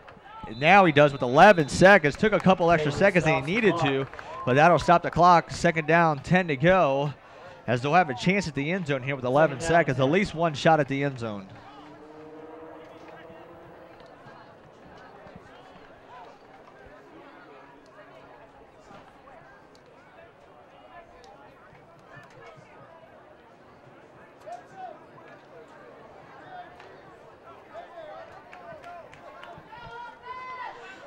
Another big run there by Bowling. First down, 10 to go, or second down, 10 to go, 11 seconds to go. Ball 37-yard line, play clock inside 10. Taylor stands at 42, stays in that 4 wide receiver set, looks to the bottom, comes back up top, avoids the rush, needs to get rid of it. Now he's just going to run for it, needs to get out of bounds, and he does. And with 4 seconds to go, they have a choice, throw it in the end zone or go for the field goal. Now they're going to run the field goal unit on. Sean Sal comes on for the field goal. Nice pick up there by Taylor. Gets out of bounds at the 30. This will be a 47-yard field goal attempt. As Szymanski out of Westland, Michigan, John Glenn High School, a Detroit area powerhouse, was a quarterback there, third-string quarterback now for CCU, on for the extra point, or on for the field goal hold, as he got some time last year as well. Sal on. This will be a 47-yarder officially. Good snap, good hold, and that's blocked. And they're going to let that ball die. And that'll do it for the first half. A first half that saw CCU get on the board first on a 75-yard strike on the first play from scrimmage. But Ava Maria able to get some scores, and they take a 22-14 lead in the half. And really, though, overall, a good first half for CCU. Great half there by Cincinnati Christian. Good start. Great game. Great atmosphere out here. Hoping to see the run game pick back up with Gardner Harris, as he's just strong out there the whole first half. Excited to see what's in store. But you have second half. You have to be happy on the defensive side. You have pressure, they're able to get the front four. You're really not having to blitz. And your linebackers and your DBs are able to clean things up, really. You give up the turnover inside the 10-yard line. A couple special teams were able to flip the field. That's really the difference in this football game. Otherwise, we're looking at 14-14 or maybe CCU ahead. Yeah, it all started down there with Vince Hill and Jordan Meekins. Both just super active down there on the line, creating pressure for Schroeder, not letting him be able to be comfortable in the pocket, kept getting pressured out. And then on the CCU offensive side, Gardner Harris really had a good first half, and if Taylor plays in the second half, as we're not sure yet, but he brings a whole nother dynamic to the CCU offense. We kind of saw it there on that last drive. Yeah, looking for that big arm, very accurate there on those first couple possessions. So with that, we're going to step aside for halftime. Make sure you join us for the second half. Grab yourself some snacks and some cold ones alongside Noah Ocha. I'm Rob Roberts. Until the second half, once again, our score at the half is Ava Maria 22, CCU Eagles 14.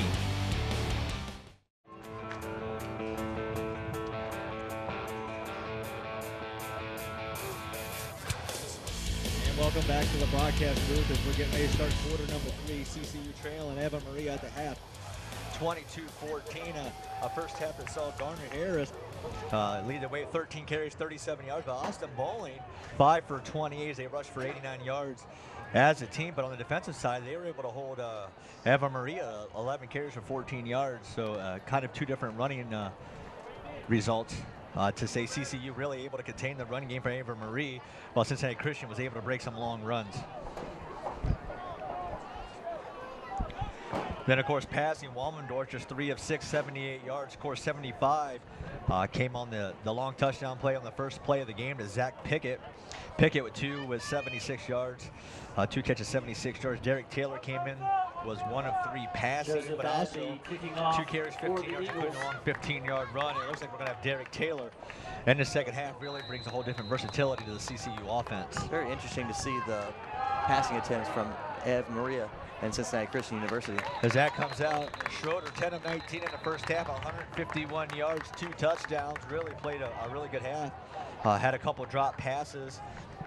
Really some nice throws, but Coach Fulcher talking to him at the half, he wants a little bit more pressure on him, and he expects a little bit more. I talk about the missed tackles that we talked about by Jay Horton, just being a little too aggressive and a little. They just need to settle down just a little bit more. So he's expecting a little bit more in the second half. They got the first half under them. All right, we got our legs. Now let's play CCU football. That was kind of the message coming out of the locker room. Very consistent passing game there by Schroeder. Is not what you want. That creates a comfortable setting. 19 throws, 14 runs for Ava Maria. Pretty balanced in the first half. As Schroeder with Charles directly behind them as they go 3 wide, dual stop single to the bottom. They give it to Charles, and he's thrown down for a loss in the backfield. Once again, Tyler Shoby, big first half, able to throw him down. That's going to be a loss of 3, back to the 23, making a loss of 2. That'll be a second down and 12 to go from there. Tyler Shobe on the tackle for a loss of 2.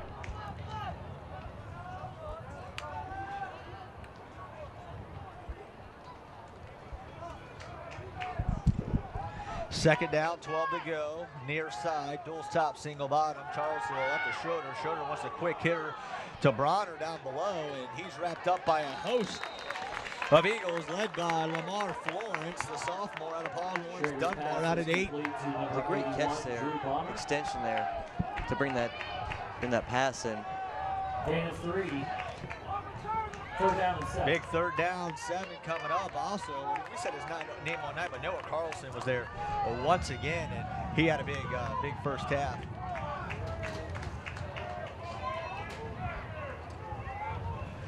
Third down, we'll call it 7. Opening drive of the second half. Blitz coming off the edge, able to tip it up. Nice play coming off the edge by Michael Marble, the 6'2", 200-pound sophomore out of Columbus, Georgia. Able to get his big paws on it. It's going to be a 3 and out for the Eagle defense. Untouched there on the corner, able to just jump in there. Both hands up, good technique, batten that down.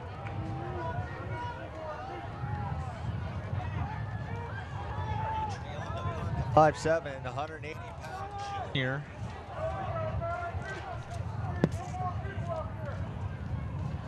Able to get this one off a high, beautiful side spiral kick, and it's going to be fair caught at the 42. Ulysses Cannon, the junior wideout out of Miami, Florida. And it's going to be good starting field position as Derek Taylor will take the reins here in the second half. We saw a little bit of what he could do as run pass option. 42-yard line. That's a great start there. A little containment, good tackles, solid start for the second half.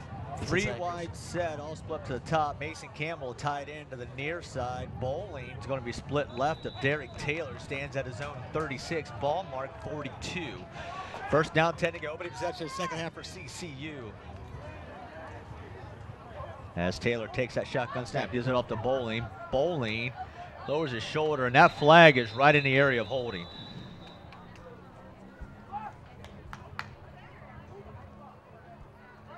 Austin Bowling on the carry. Penalty marker on the play.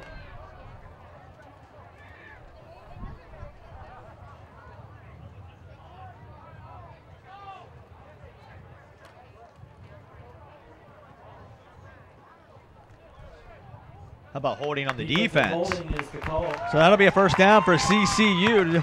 Something they've been emphasizing more in the last couple of years is defensive holding, and we got it there, and that's going to be a first down for CCU as they're going to move the ball across the 50 and in Ava Maria territory down to the 47. Ball is placed at Ave Maria's 46-yard line.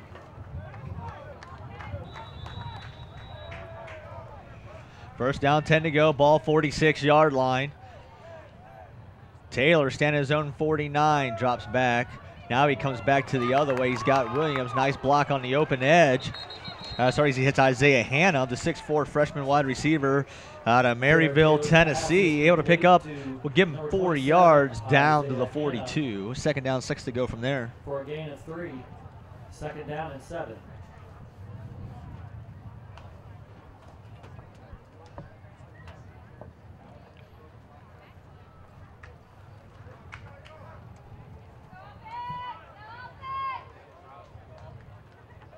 Second down, 6 to go. They come out 3 wide, 2 split down to the bottom, including Christopher Hernandez, the freshman wide receiver. Taylor takes a snap, gives it off to Garner Harris, and he's going to pick up 4 yards, and it's going to be a third down and 2 to go. Ball just inside 38-yard line, clock just inside 12:25 here in the third quarter. Third down and 2.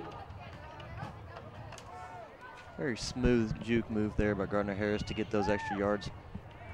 Garner Harris in open half, 13 carries, 37 yards, long of 8.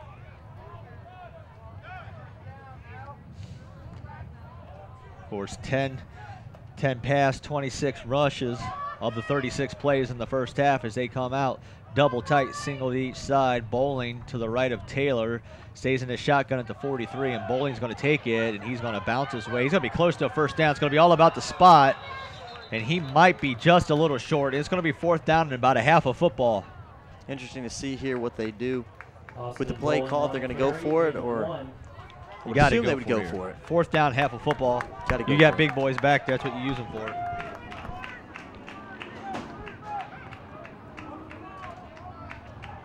Fourth down, half of football. Ball just inside the 37. The nose has got to touch the 36. Inside 11:20 to go. Play clock inside 15 as they just now break the huddle. Double tight end, big boy package, and now we have whistles. Timeout, CCU, the first of the half. With 11:08 to go, they're going to retalk this over. Of course, they were coming out just 10 on the play clock, didn't want to take the 5-yard penalty, and then you're might actually be looking at having a punt, but it'll set up a 4th down, half-yard to go. You got to believe bowling's going to be the option here. Yeah, time to punch it in, get that half-yard, keep this drive alive. Eagle Nation, does it twinge when you train or tear 11:08 to go, 22-14. Cincinnati Christian's defense able to get a 3 and out on the opening drive of the 3rd quarter. They've taken this drive to where you see it now with the 37, able to get a defensive hold and then 9 yards of offense. We don't have an injury update yet from Braylon Wolmendorf, but he's not down there on the sidelines. I think they kept him in the locker room getting treatment. They were still stretching him out just outside the locker room here at Willard-Stargell Stadium. As you get a shot of the nice crowd here at Taft High School. 4th down, half a football to go. Ball just outside the 36, needs to touch the 36. Bowling, I formation. Double tight end set. Garner, the deep back.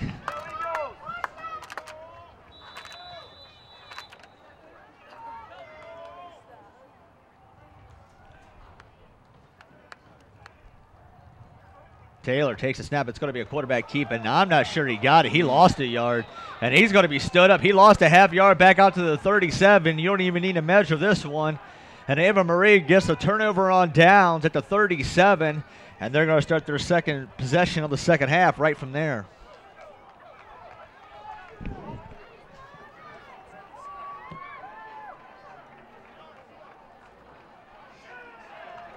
Turnover on downs. Ave Maria takes over. They'll take over on downs right there at the 37, 11:05 to go in the 3rd quarter, and just no push up front. Taylor even lowered his shoulder, as you saw there, but no penetration. And that's where Ave Maria is going to start their second possession of the second half. Schroeder remains at quarterback, and they're going to come out in a 4-wide receiver set. Charles back in at running back, split left. Up Schroeder in the shotgun, single to the bottom is Bonner. Bird up top in the slot. Shotgun. Schroeder takes the snap, wants to set up the screen to Charles. Able to do so, but he's going to pick up, give him 6-5 yards out to the 42-yard line. Open field, pushed out of bounds by Noah Carlson. Second down from there. Ava Maria is very, very content, as we mentioned earlier, with that consistent 5-6 yard gains. The Cincinnati just can't be given up consistently. A good pickup there on the first down. Picks up 5. That'll set up second down 5 inside 10:30 to go. Remains in that 4-wide receiver set. Bonner split bottom. Slot up top is Bird. Shotgun. Schroeder's looking that way toward Cole. That ball is tipped up. Almost intercepted by Danielle Denton out of Huber Heights, Wayne, but it got tipped away, and it's going to be a 3rd down and 5 coming up for Ava Maria. Hitting all sorts of defenders' hands, receivers' hands. No one could quite come down with that one.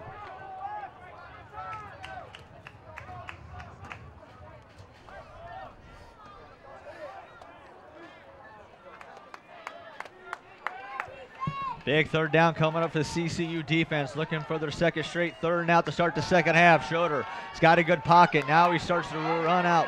Hill giving chase, and that ball is incomplete, and it's going to be another 3 and out for the CCU defense to start the second half. Big Vince Hill was out there chasing down Schroeder.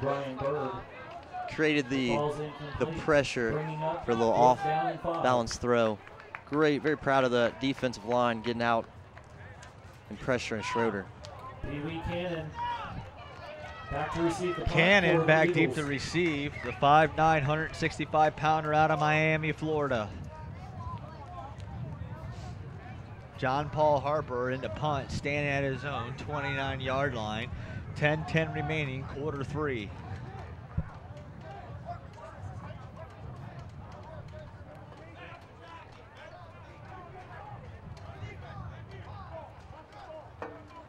Low snap, able to get this one off Another nice, beautiful spiral kick, and it takes a CCU bounce back out to the 42-yard line.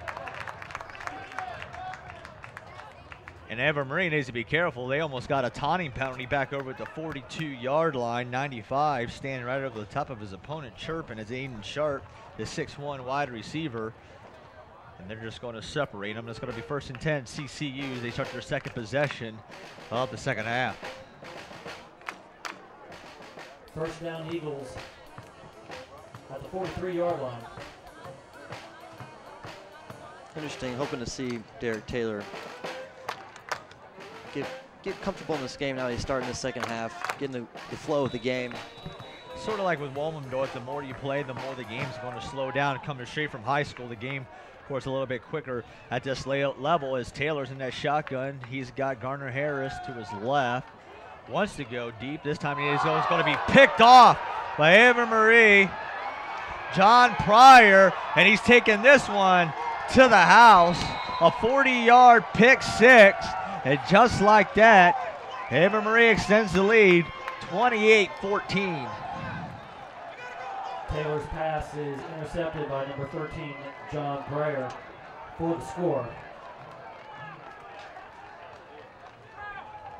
Taylor here didn't even look like he didn't even see him sitting there back. Well, we talked about the hesitation on your reads, and right there, you can see it. Also looked like he threw off his back foot, got to step up. Can't throw off your back foot there.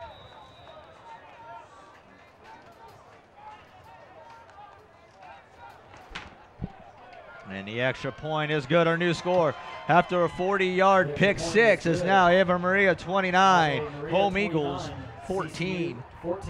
And that was exactly what CCU did not need here to start the second half. They were able to get a couple 3-and-outs. Taylor had the offense moving.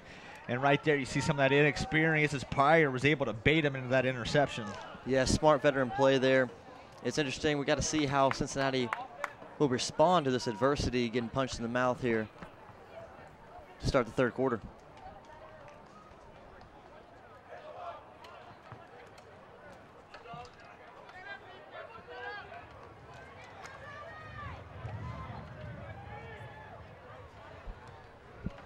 Cannon back deep to receive. It's nothing quite like getting thrown right into the fire for Derek Taylor. Good learning opportunity, though, as a freshman. And, of course, sometime here, point in the second half, we're actually going to be joined by last year assistant running back coach, Brian Westbrook. Of course, he left take the OC job at Princeton High School.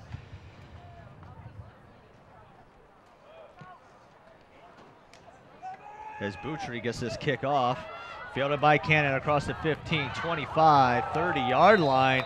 And that time you saw his ability there is Sterling Curran was able to wrap him up at that time. No hesitation, just didn't even think about that time. He was able to react, picked up the 10, nice 20-yard return out to the 30-yard line. Yeah, sometimes just get as much yards as you can, beat the defenders to the spot, and get a good starting position for your offense.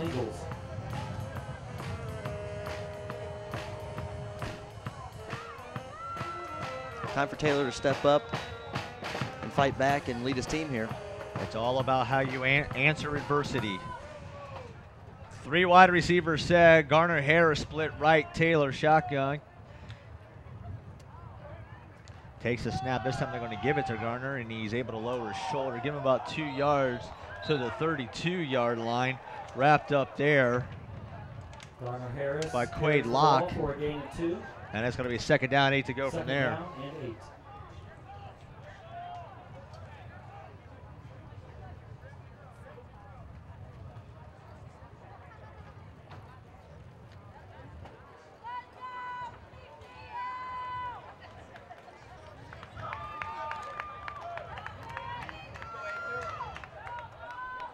Second down, 8 to go, inside 9 minutes. Taylor, shotgun formation, his own 27. Garner Harris remains tailback, split left. And that's who they're going to give it to on a straight dive. Give him out to the 34-yard line.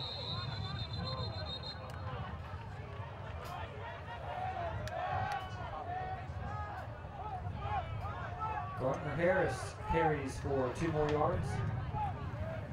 That seems to be the Third down, passing game. It 6. seems to be non-existent here for CCU. Other than that first 75-yard long pass from Braden Ullmendorf, it's been 3 of 6 now with 1 interception. It's a big key component for Cincinnati Christian. Got to have that to balance out just the running game. Third down, 6 to go, ball 34-yard line, 8:12 to go, third quarter. Trying to answer the pick 6 from a drive ago. Taylor drops back, wants to go left. He's got a receiver, and he had Jackson, but Jackson just got absolutely depleted by Austin Chacon, the 5'11", 170-pound junior. And just like that, it's a 3 and out for the Eagles. Elijah Villarreal on the punt for the Eagles. Trenton Jackson back to return for the Gyrenes.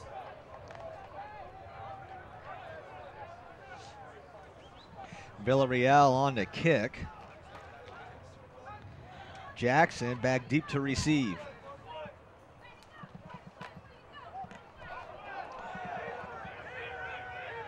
And that's going to take a good CCU roll inside the 30, inside the 25, down to the 21-yard line.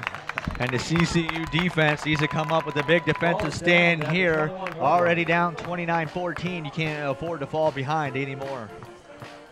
Very rare roll right there. I think that rolled 30 yards down the field. Cincinnati Christian will take it, though. Putting him back at 21. 29-14, 7:45 to go.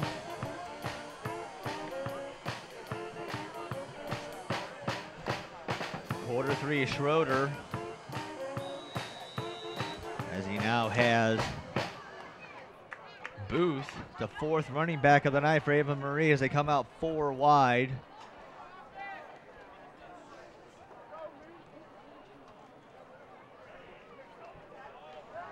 And he's looking to his right. He wants to go up top. He's got a receiver, and that's just underthrown.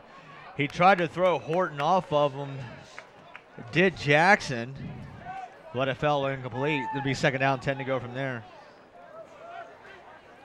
Schrader's pass intended for Traylon Jackson.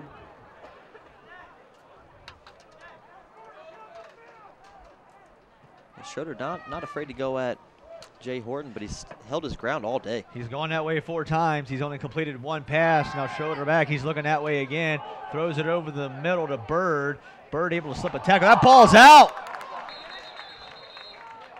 And they're going to say they recovered it at the 26. That'll set up a 3rd down and 4. And right there was an opportunity for CCU to pick up some momentum in a short field. And it just slipped out of their hands. A 3rd down. Still a chance to get off the field for the Eagles. Looking for the 3rd straight 3 and out.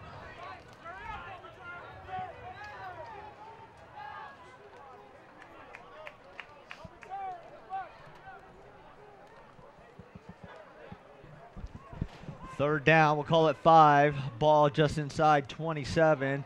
Empty set. 3 to the near side. Schroeder's looking that way, and he just chucks it up deep. He's got a receiver just out of his reach at the 39-yard line. Was looking for Jackson yet once again. Instead, it's going to be the 3rd straight 3 and out for the Eagle defense. Number 88, Traylon Jackson. 4th down. Jackson targeted to a few times tonight. Still, no completions. Pee Wee Cannon in place. So that'll to bring return on punt. Harper for the 3rd straight time this half.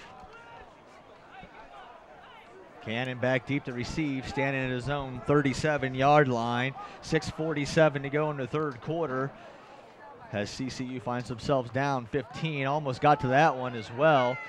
Cannon comes on and he bobbles the ball and it's loose, and it looks like CCU might have it, and they do at the 46-yard line. And we're going to spend the next couple minutes with last year's wide receiver coach and tight end coach Brian Westbrook back on campus after a rough night last night on Friday night over at West Claremont. Yes, sir. Rough night, but, we'll bounce back, man. This is only week 1. Can't lose our marbles on that. we'll just go back to the drawing board like we did today. Get after it this week. Look for week 2. Shift our attention back to here. You were here for the first year of the program, and one of the things we talked about to Coach Fulcher was how nice it was to have winter conditioning, spring conditioning, and summer practice, and you can see the difference with just the size, especially along the front lines. Yeah, it's good to come back here and, you know, see some of the guys from last year and see the development over a year time to where they at now. Wallendorf back in at quarterback. He throws this one up, and it just a little underthrown. He was looking for Isaiah Hanna, one of those new freshman wide receiver out of Maryville, Tennessee, William Blount High School.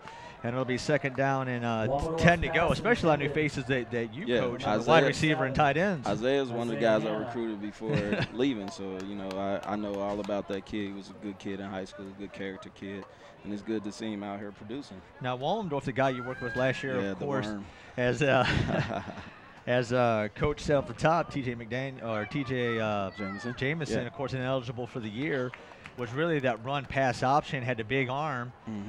Wallendorf's more of a runner first, but you've kind of seen him being able to throw the ball a little bit more this year, but sometimes it takes a while, only 18 pass attempts in 8 games. It takes a while for that game to kind of slow down, and you learn to do your reads when you're just used to, I'm just going to tuck the ball and run the whole time. Yeah, exactly. And I think Warmerdorf is capable of doing it. He just got to get more reps at it and more in-game action like today.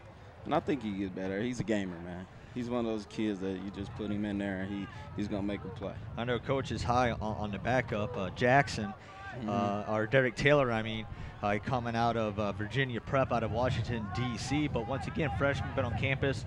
Playbook's not very big, and you kind of saw that when he got baited into that interception, that pick 6, to where they took, you know, a little vulnerable, not used to reading those.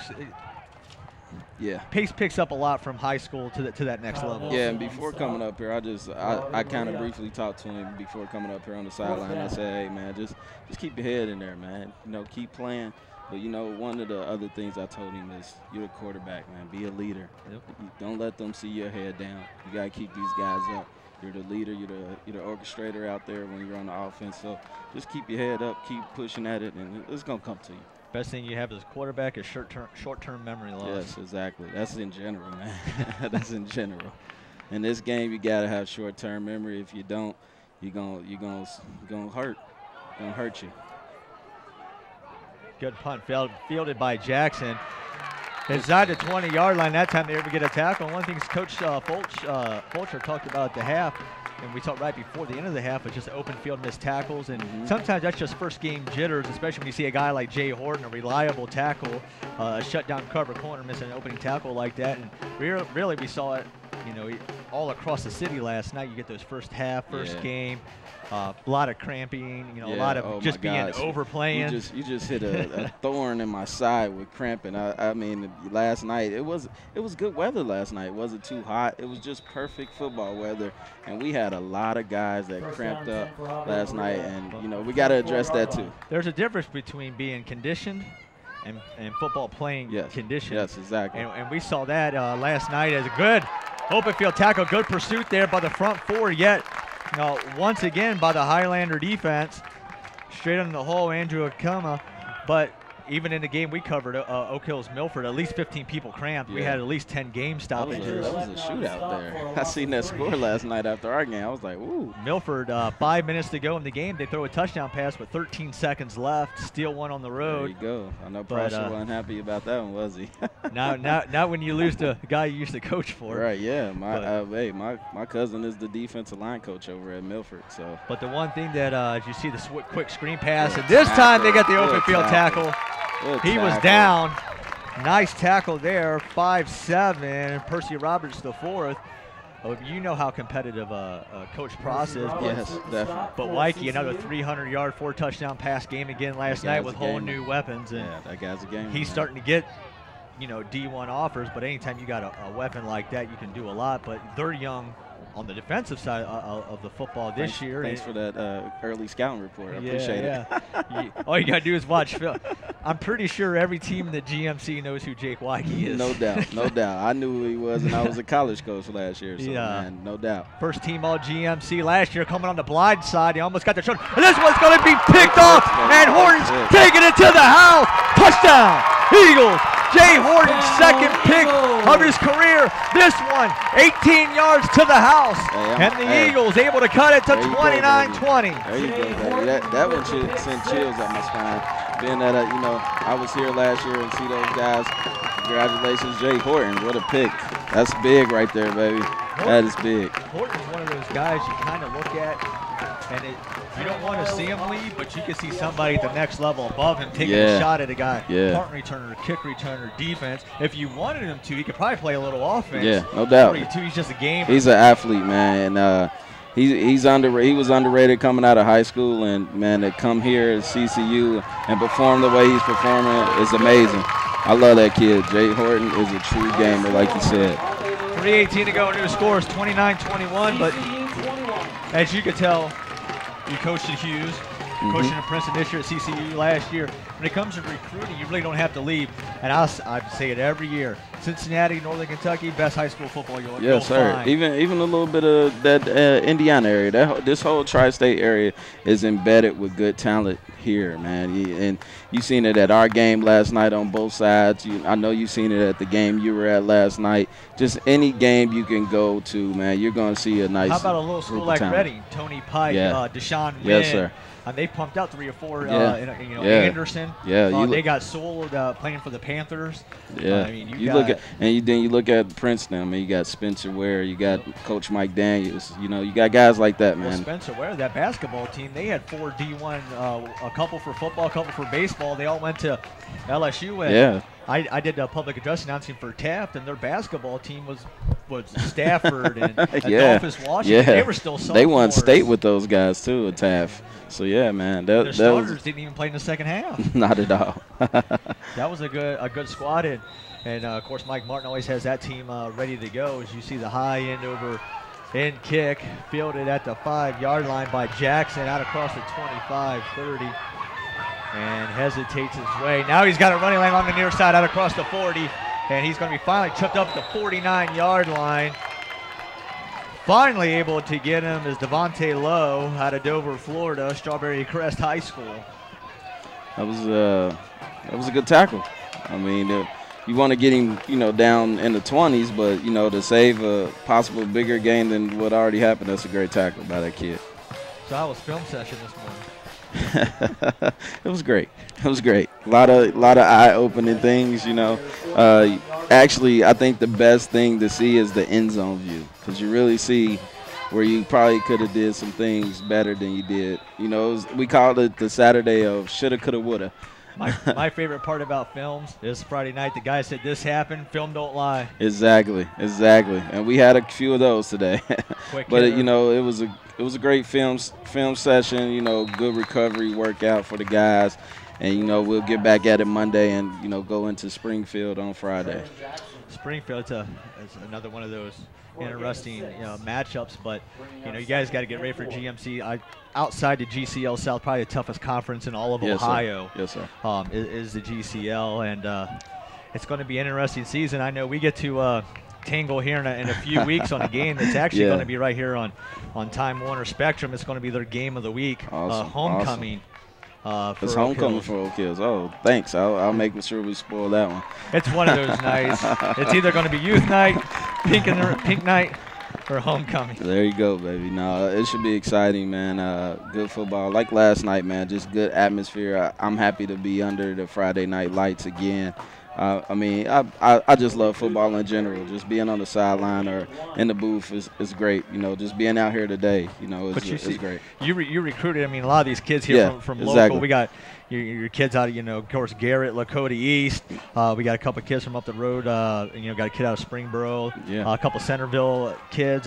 Fairfield. Yeah. Of course, Fairfield, a team this year, already has 5 D1 commits. Yeah, we got to see those guys too. Lakota West That's is our another first big home team. game. That's our first home game, Fairfield.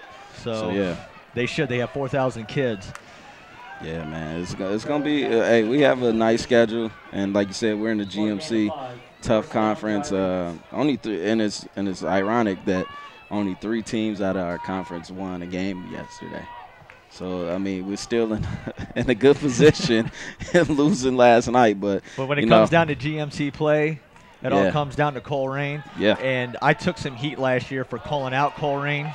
for saying that team was not the 5th best team in the country. They weren't even the 5th best team in the city of Cincinnati last year. They got knocked out in the second round of the playoffs.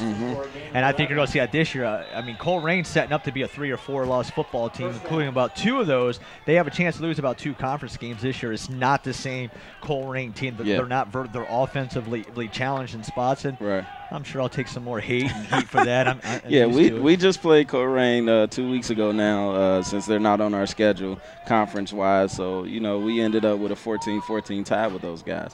I think if we match up against them again, I think we can actually beat those guys.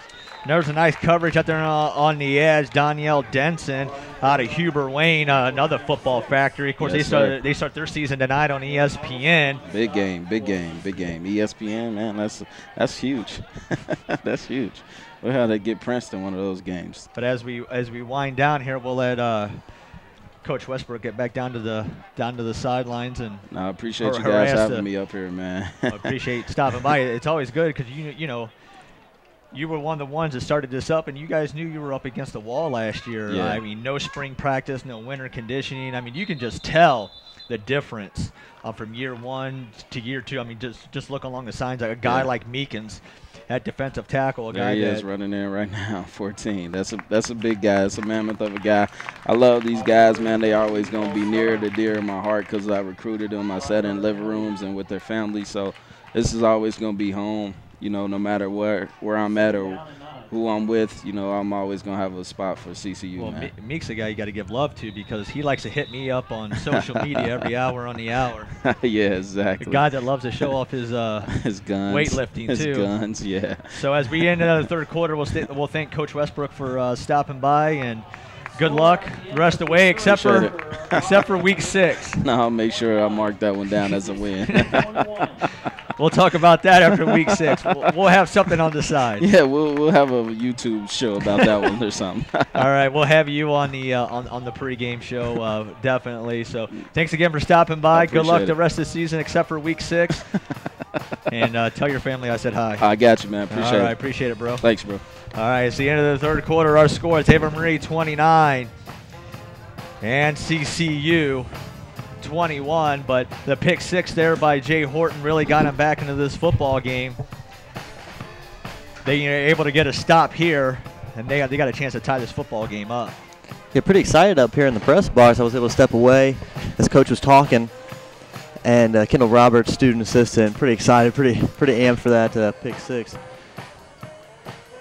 Always good when you can get a coach like you, especially somebody, last year was special circumstances. I mean, when you're first starting that first year of a program, there's a lot of stuff just thrown in, and they were really dealt a short deck. You don't get the summer, you don't get spring practice, you don't get winter conditioning. You really can't do a lot, and it showed. Undersized, the conditioning, the ability, to get players acclimated to a new offensive and defensive system. And now you're seeing what that offseason looks like, a totally different CCU team here on 2nd down, 9 to go. And they're going to get another false start. And the reason they're going to get the false start is the running back moved forward with the quarterback. When he went to the line of scrimmage, he had 2 men moving forward, and it's going to be a 2nd down and 14 to go from there. Going back to what you said, a lot of these guys, they feel a lot of pride from that, knowing that they're starting from a brand new program, getting to create that legacy and get to start a brand new team. And they take that to heart, and they really they take that and use that as motivation. It's very cool to see the hard work that goes into it and the leadership that a lot of these guys have. Just Coach Fulcher has pushed them to be leaders. 2nd down, 14 to go. Ball 34-yard line. Schroeder back into the pocket. He's touched. Getting off the edge, and he's going down. That's intentional grounding. They're going to say he's down. They're going to say his knee was down at the 45-yard line. Great pursuit on the outside by Danielle Denson out of Huber Wayne, and it's going to be 3rd down and a country mile. 3rd down and 25 officially. Untouched, and with the speed of Danielle Denson, Schroeder had nowhere to go. Tried to get rid of it, would have taken the intentional grounding, but his knee was down first.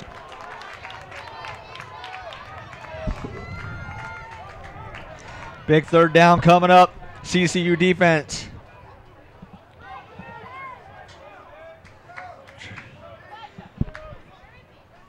Schroeder, shotgun, 2 at the top, single bottom. He wants to go bottom. Now he's being rushed out. And now he's going to have to run. He was close, and Horton knocks that one away. And there's the Jay Horton we were talking about, and it's going to be punt time for Ava Maria. Great job there by Meekins. Schroeder was thinking about going, but he said, go for it. You're not going to make it all 17 yards to the first down.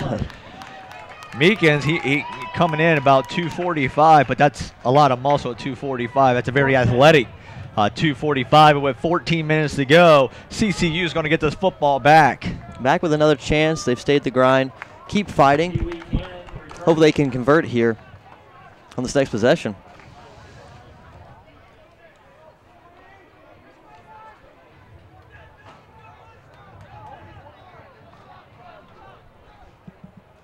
John Paul Harper standing back at his own 45. Fair catch by Cannon at the 15. And that's where Wallendorf in the offense will start his second possession of the second half. 13:53 to go. 29-21 visiting Eva Maria as CCU looks to get a drive together and have a chance to tie up this football game.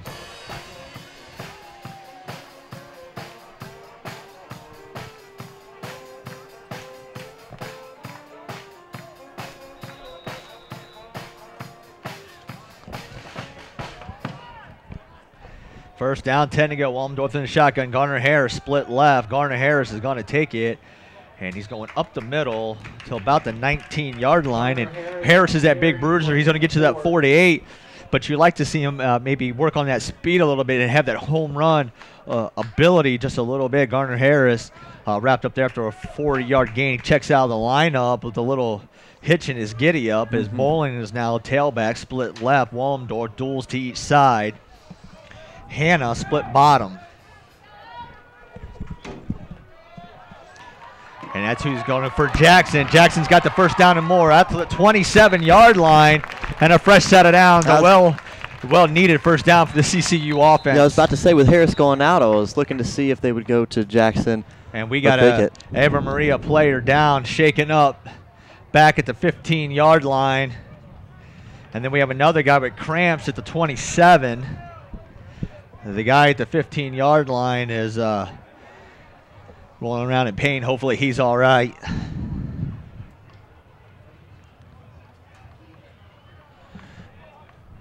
The guy with the cramps, it's Andrew Wilson, the 5'9", 170-pound senior defensive back. And we talked about the top and talked about with Coach the cramping that's going on. Just game conditioning really is a lot of this. I mean, it's a nice, beautiful sunny day. It's not too hot, but still low 80s. Yeah, plus all those pads and the physicality of the game, it wears on you. They're from Florida. They should be good. 13-14 as we have a stoppage in play due to an injury, and right now we're worried about the gentleman laying down at the 16-yard line. He was rolling over in pain. Appears to be Ramsey Bennett, but we don't want to speculate yet. Actually, it's going to be Austin Chacon. Something you don't want to see, and it's been a very clean, very well-played game so far. Unfortunately, right now, CCU trailing 29-21, but able to get right back in it on the Jay Horton 20-yard pick six. So Chacon is able to get up, starts to move it off the field. He's trying to jog, and hopefully it's just a little stinger. 13-14 to go, but a first down to the CCU offense desperately needed. A great first down there with Gardner Harris coming out. Went for that screen play. And Jackson using his speed to get to the outside, get that first down.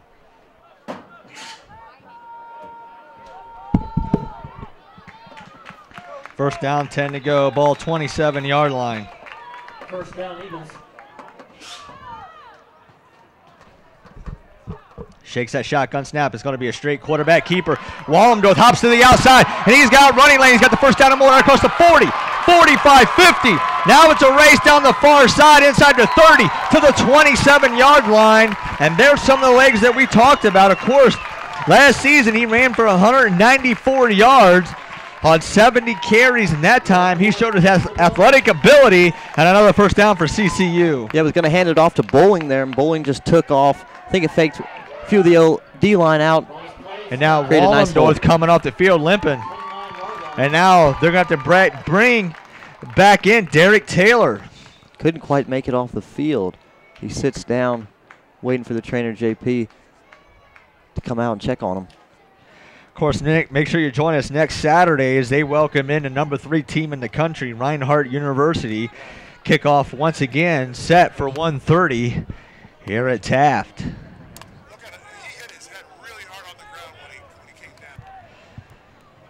And we're going to get a look at that replay at the end, and right there you see bounce his head off the turf, and I think they're going to put him through protocol. Wollendorf getting hit all over the place. That means Derek Taylor will come back in, take over as quarterback.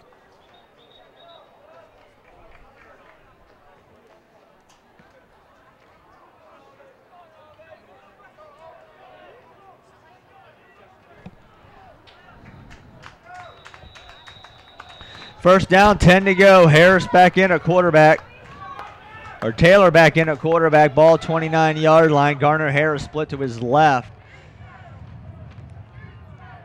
Taylor takes that shotgun snap. He's going to hand it off, and he's going to be wrapped up in the backfield. And that time, Thornton wasn't going to let him go. Garner Harris. I think Ave Marie was looking for the run there with Wollendorf coming out. Taylor's shown the ability to throw the ball, but like we were speaking about and Coach Westbrook was talking about, you just need game reps and experience, coming straight from high school into the college level. It takes a while to get used to the speed in your reads, a lot more complex than a lot of time your high school offense is a one-read option, and then you're taking off and running. Going to dare him to throw today. And that's what they're going to do. Taylor swings it out to Jackson along the near side. And that's a beautiful form tackle by Jesse Dent, the 5'10", 160-pound sophomore out of Lauderdale, Florida, able to break the shield the blocker and come up with a great form tackle. That's how you're taught right there. Right shoulder into the midsection, drove him into the ground, and it's going to be third down and 13, ball 32-yard line. You almost have to think this is just four-down territory at the 32. Inside 11:30 to go.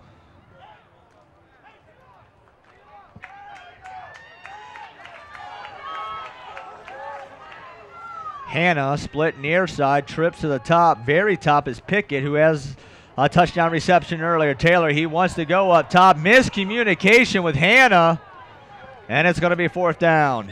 Hannah broke off the route, thought it was a comeback. Taylor wanted him to go deep. And now it's 4th and 13 to go, ball 32-yard line. They're going to send out the punt team. Yeah, with time left on the clock, still 11:10 to go in the fourth quarter. Going to trust the defense to get another couple stops here.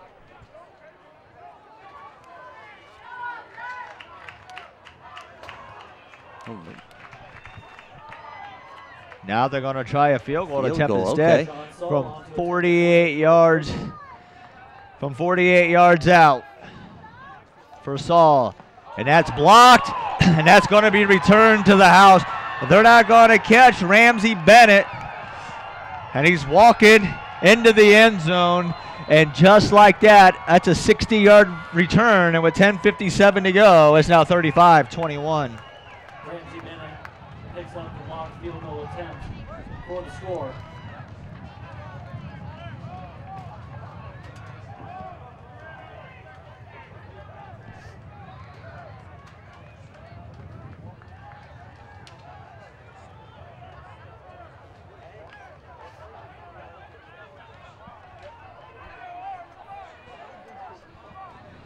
Butchery on for the extra point, and from here on out, you got to play perfect football now if you're CCU, down 35, potentially 36-21, just 10:57 to go here in the fourth quarter.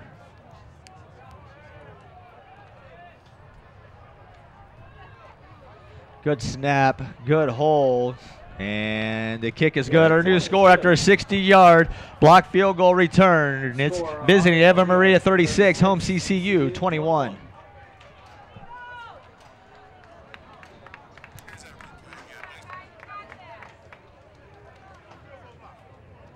You're going to get one more look at it.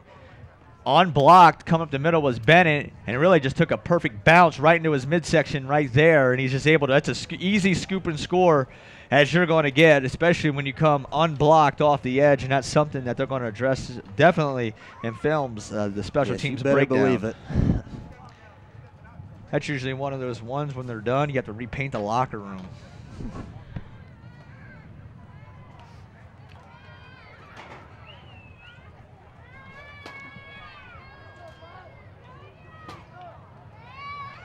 .57 to go, 36-21, our new score. Cannon back deep to receive, standing at his own 5-yard line. Boutry to kick off again.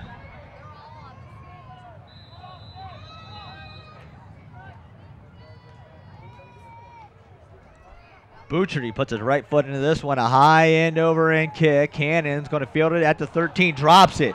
Now he picks up the 15. He had some blockers initially, but he's going to be thrown down at the 21-yard line, and Derek Taylor and company are going to come back out one more time, needing an offensive score here. Already down 36-21, only 10:46 to go in this football game.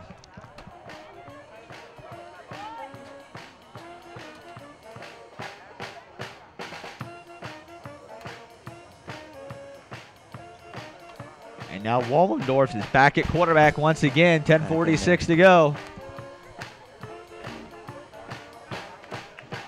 Hannah split to the bottom. Garner Harris, the tailback. Pickett split out top. Braden staying back at his own 15-yard line. First down, 10 to go. Fakes it into Harris. Rolls to his right. He's got a receiver, Anderson, and he's got it out to the 26-yard line. Nice 5-yard pitch and catch with Mason Chapman.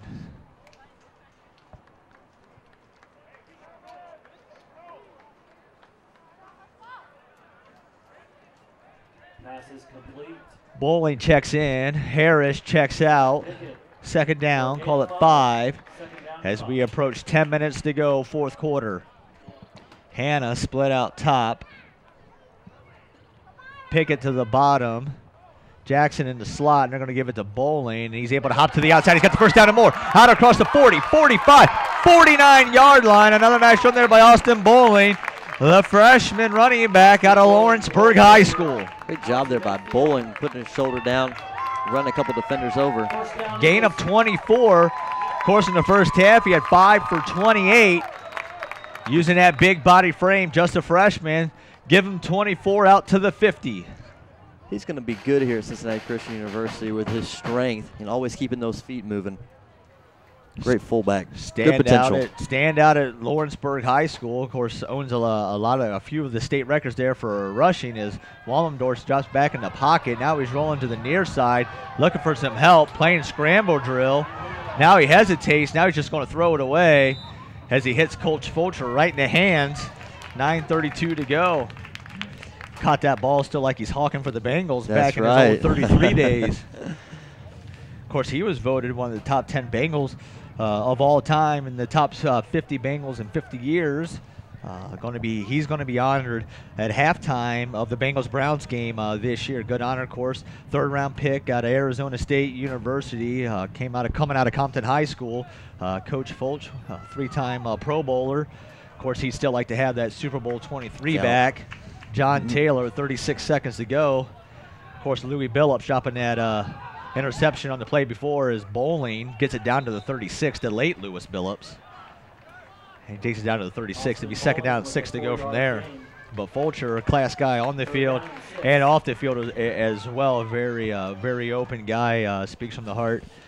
Just a solid guy, a kind of guy that, you want your kid to play for. Yeah, very solid. Every Tuesday, Thursdays during chapel, he stands there outside and greets students and says hello to them, encourages them throughout the week. Just great class guy. Cares about the students at Cincinnati Christian very much. Cares about who you are. Third down, 6 to go. Ball 46. Taylor back at quarterback, and he's going to do a quick hitter to Jackson, trying to make a man miss. He's got the first down and more inside the 37, 36. Markham 37. Derek Taylor and a nice completion there. Larry Jackson, a 5'9" wide out out of Louisville, Kentucky, previously played at Kentucky State University. Yeah, Jackson only one reception in the first half for 5 yards, coming out here with a few screen plays. I'd like to see him go back to that when given the opportunity. Especially when you can make that first guy miss, but something they're going to address this week in film is you got to be able to sustain that first block, give him a chance to get 5 yards down the field before he needs to make somebody miss as they come out 3 wide, Pickett split top, Hannah bottom, Bowling left of Taylor. He takes the snap, and that ball's loose. Taylor hops on it, and no, he doesn't. Ava Marie's got the ball at the 38-yard line, and that could be the final nail with 8:16 to go. Bad exchange. Bowling thought he was going to pull it out of his belly, as you're going to see here. Instead, ball drops to the ground. Taylor just loses the scrum battle on the bottom. Bowling thought it was a fake. Taylor thought it was a dive. Pulled the ball out of his belly. Ball hits the ground, and CCU defense back against the wall. 8:16 to go. Got to get a turnover, a quick 3 and out. But you got to believe Ava Marie is going to be three runs and a punt. They are more than content working this clock. 3 plays takes out 3.5, 4 minutes of game clock. Yeah. 2 timeouts. CCU trailing 36-21, fourth quarter.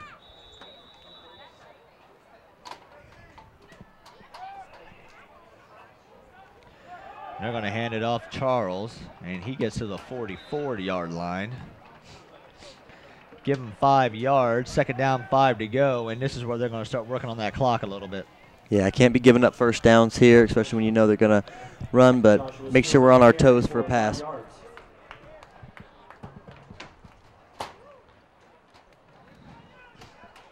Second down, 5 to go. Ball just outside 44. 7:45 to go.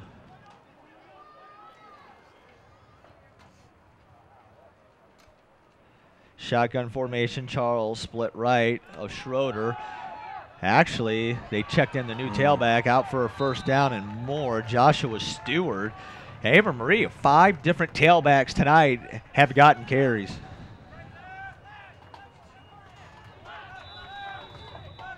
First down to the 45. Clock whistled back in. 7:30 to go and counting. CCU defense needs to stop here. And Meekins, Hill, and company get it.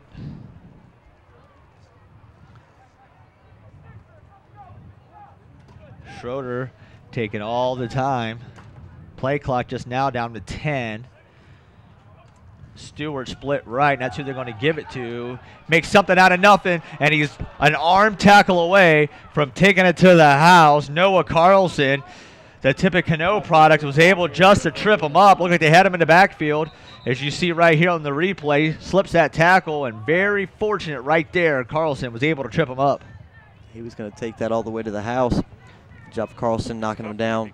Still give up the first down, though. 22. Time still ticking off the clock. Michael Williams down on the play. Of course, Michael Williams playing just come up the road, Fairfield High School, played at Urbana University a year ago, had to sit out. 7 minutes to go.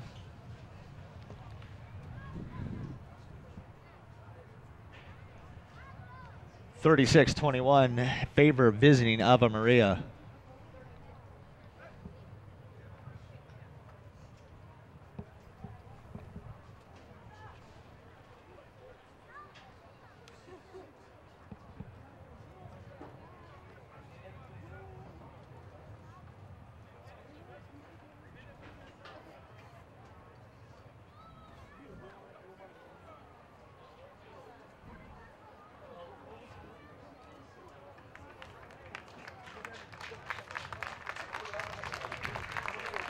Able to get up on his own power and walk away.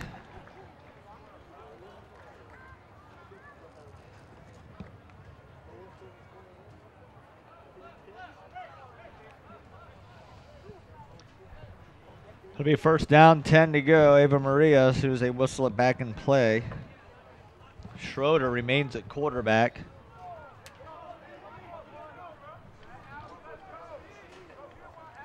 Stewart at tailback. Duels bottom, single top. Winds the clock, 6:55 to go and counting.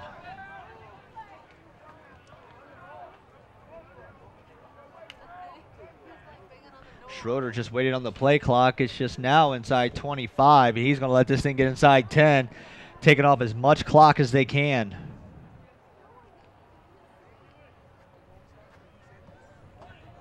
Play clock inside 13. Reaches 10. And they're going to hand it off to Stewart. He's not going anywhere. He's going to be thrown down for a loss on the play. Once again, Shobi hit on the stop. Help cleaning up on the play, Alvin Burke. The 237-pound defensive lineman out of Fairfield High School. And it's going to be 2nd down and 11 at the 36. No quitting Shobi. He's been all over the place today. Had a great start today for this 2017 season.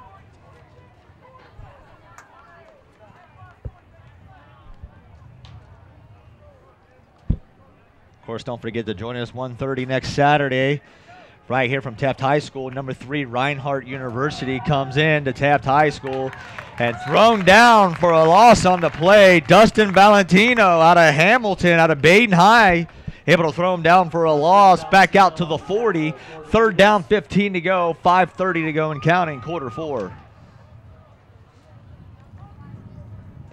Let's see here what we can do now. We got to get a stop. A quick score. Get a stop here. You'll have about 4 minutes remaining, 2 timeouts, but you need a quick score if you're CCU. Play clock inside 10. Schroeder off a left hash. Stewart with him in the backfield. Steps up to Schroeder. He rolls to his right, trying to set up the screen pass. Able to do so with Stewart, and he's going to be thrown for a 2-yard loss back out to the 42. Timeout CCU, 4:55 to go. That'll leave him with 1 timeout as Ava Maria is more than content on punting the football. As they were able to take 4 minutes off the clock. Yeah, they're in a good spot here. Content to punt. Going to send the defense out. Just play conservative defense here. The unfortunate part is passing for CCU has just been non-existent today. Going to have to work on that. That'll be a key point for Coach Fulcher and the offensive staff and the offensive coordinator. And that's one of those things, though, is as you get more game reps, those things come better to you. And they're going to see open. The Pickett one comes to me big because if you hit him a second earlier in stride, he threw it behind him, he's off to the races. You're not going to catch him in the open field. It's that learning to trust what you see. As soon as you see it, let it go. Instead, you're seeing them pump the ball once, then letting it go, and you're giving those DBs watching your eyes a chance to collapse. And that's really, you just can't get that without game reps, and I think that's exactly what you're seeing here. Walmendorf just threw 18 passes at this college level last year. Taylor was playing high school football at this time last year. Harper back on the punt. That's a low snap. Gets over his head. He just throws it away. That should be intentional grounding, too. Yep. And that's intentional grounding. Nobody was there. He threw the ball toward the sideline, threw it forward. It'll be the ball down there around the 30. So that's going to be a good starting field position for CCU. Exactly what they needed, a short field with 4:48 to go. Caught a break there. But as you said, the attention to detail, those small things. Now they're going to wave it off. They're going to say there was an eligible receiver in the area. 37 was over there, Jackson. But it also depends on where you're lined up on the line. If he was covered up, then you cannot use him as an eligible receiver. Flag is picked up. Incomplete pass. As you'll see, there's a receiver right over here on the right side of the screen, 37. But if he's covered up on the line, he doesn't count. He's not an eligible receiver. That should have been intentional grounding. Penalty is called on They did call it. Now they are going to say it's intentional grounding. And that's a loss of down, and it's going to be 1st down CCU, 36-yard line. Big break for the Eagles. Short field, 4:48. They can get a quick strike here. They'll get at least one more chance with the football if the defense can force a 3-and-out. Taylor remains a quarterback, standing in his own 40-yard line. Garner Harris split left. Hannah to the bottom. Pickett all the way up top. Jackson slot top with Cannon.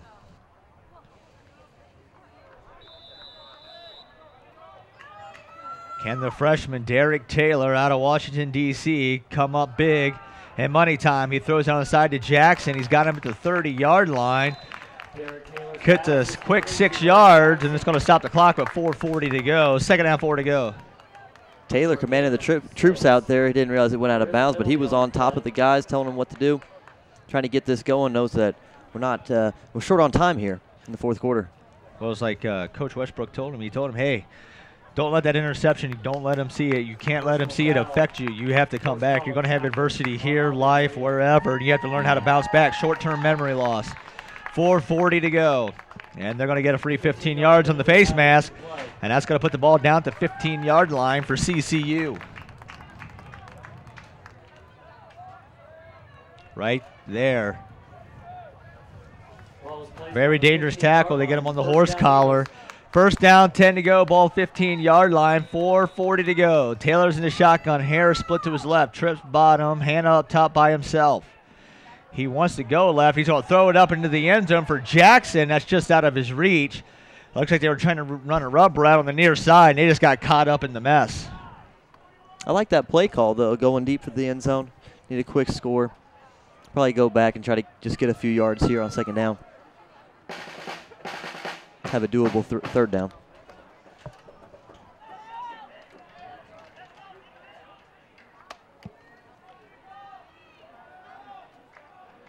Second down, 10 to go, 4:29 to go, fourth quarter. CCU with just one timeout left, looking for a quick strike.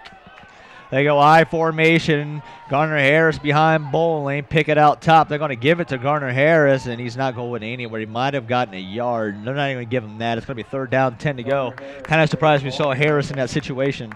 Third down and 10.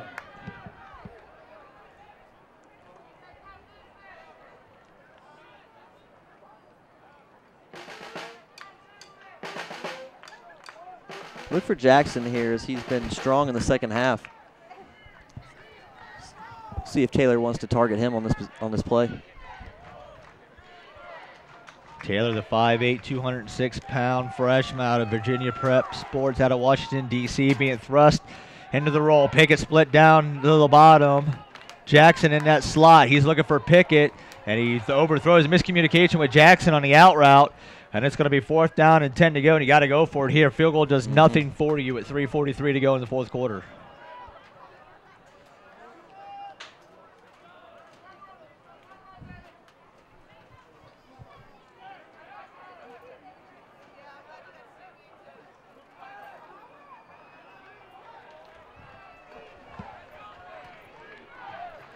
.343 to go. Big fourth down coming up for CCU. This is their ball game. Got to convert here if they want any chance of coming back against Ave Maria. Taylor stands at his own 20. Shotgun formation. Looks to his left. He's got Pickett down there with Jackson. He needs to let it go. Throws it up for Jackson. It's just too much. Out of his reach, and with 3:37 to go, Ave Maria is going to take over on downs and look to milk the rest of this clock and get their first win in 2 years as CCU will fall to 0-1 on the season.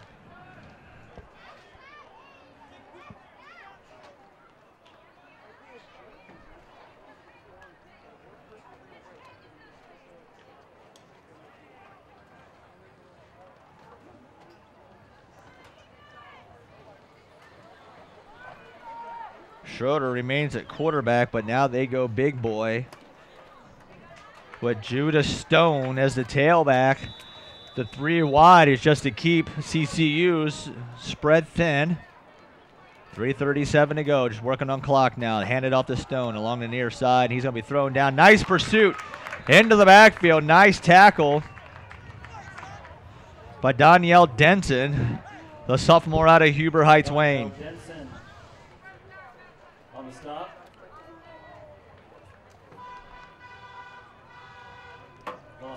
But you can see the big difference between year 1 and year 2 here for CCU. Yeah, lot to grow on, but some of that first game jitters, they fell behind early.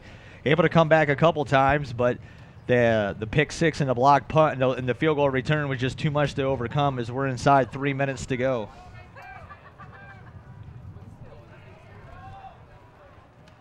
So they're going to hand it off to Stone. Lowers his shoulder as Stobie was there yet once. Shobi was there yet once again. Of course, the Bath High School product out of Lima had himself a pretty good football game. Him and Noah Carlson as well, along with Jay Horton. Yeah, very impressed with all 3 of those guys. Just very active. Pursued the ball and the ball carrier very well today.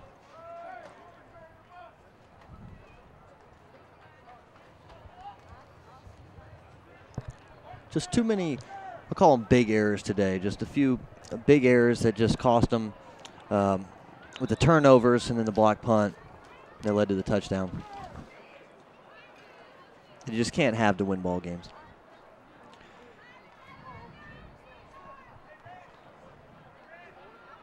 as they're trying to get the play clock reset up to 25.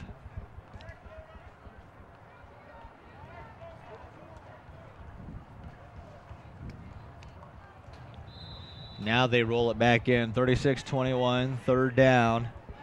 8 to go. Takes a shotgun snap. I can't believe they're throwing the football here. Rolls out to his right. He just falls down the 9-yard line.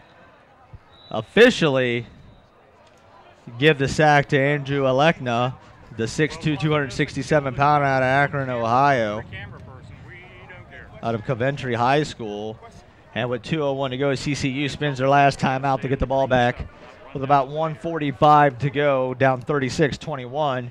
But they were able to get their hands on one earlier. You're definitely going to send the block team out there. You're able to block one, you get the onside kick, and then we're talking. But that's a lot to happen in 2:01. That's a lot to happen.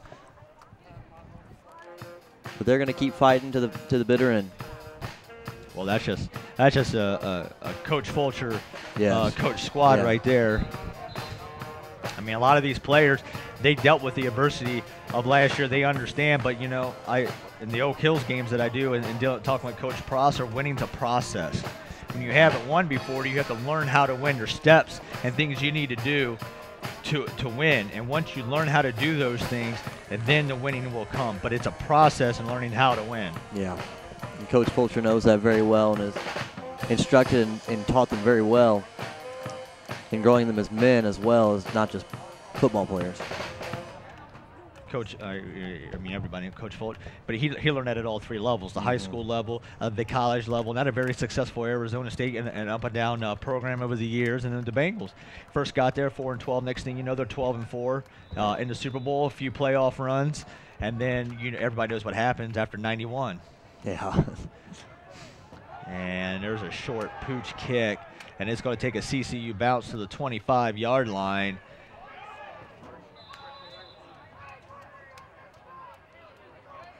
And needs to go to the 25 where it was touched, and the far official has it. And that's where CCU is going to start. 1:52 to go in the fourth quarter, trailing 36-21. Got to get a quick score. And same as last possession, time for a quick score. Look to see Taylor try to throw it back into the end zone again.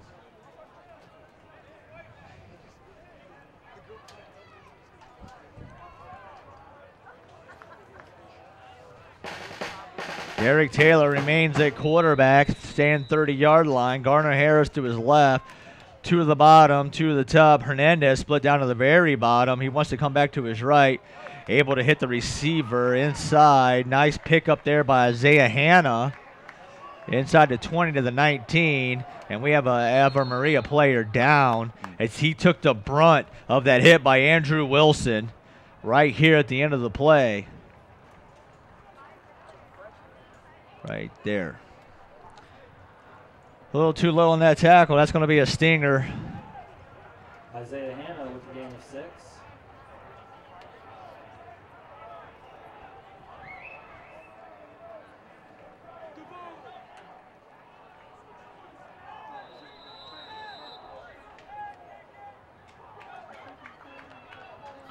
Second down, 4 to go. Clock continues to run inside 90 seconds. Taylor at the shotgun is 25. Fakes to Harris, steps up in the pocket.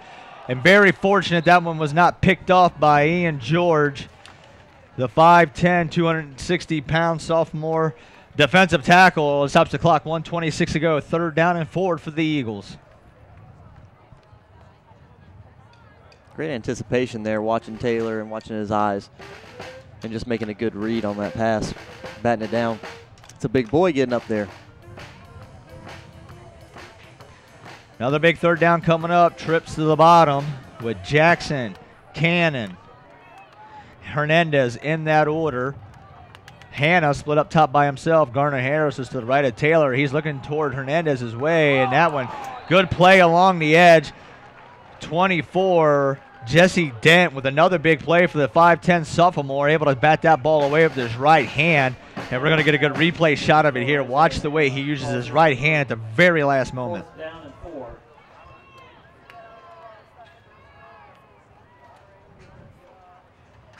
Able to get his hand in right there, separate the ball. Nice play there by Dent. Fourth down, 4 to go. Ball 19-yard line, has to reach.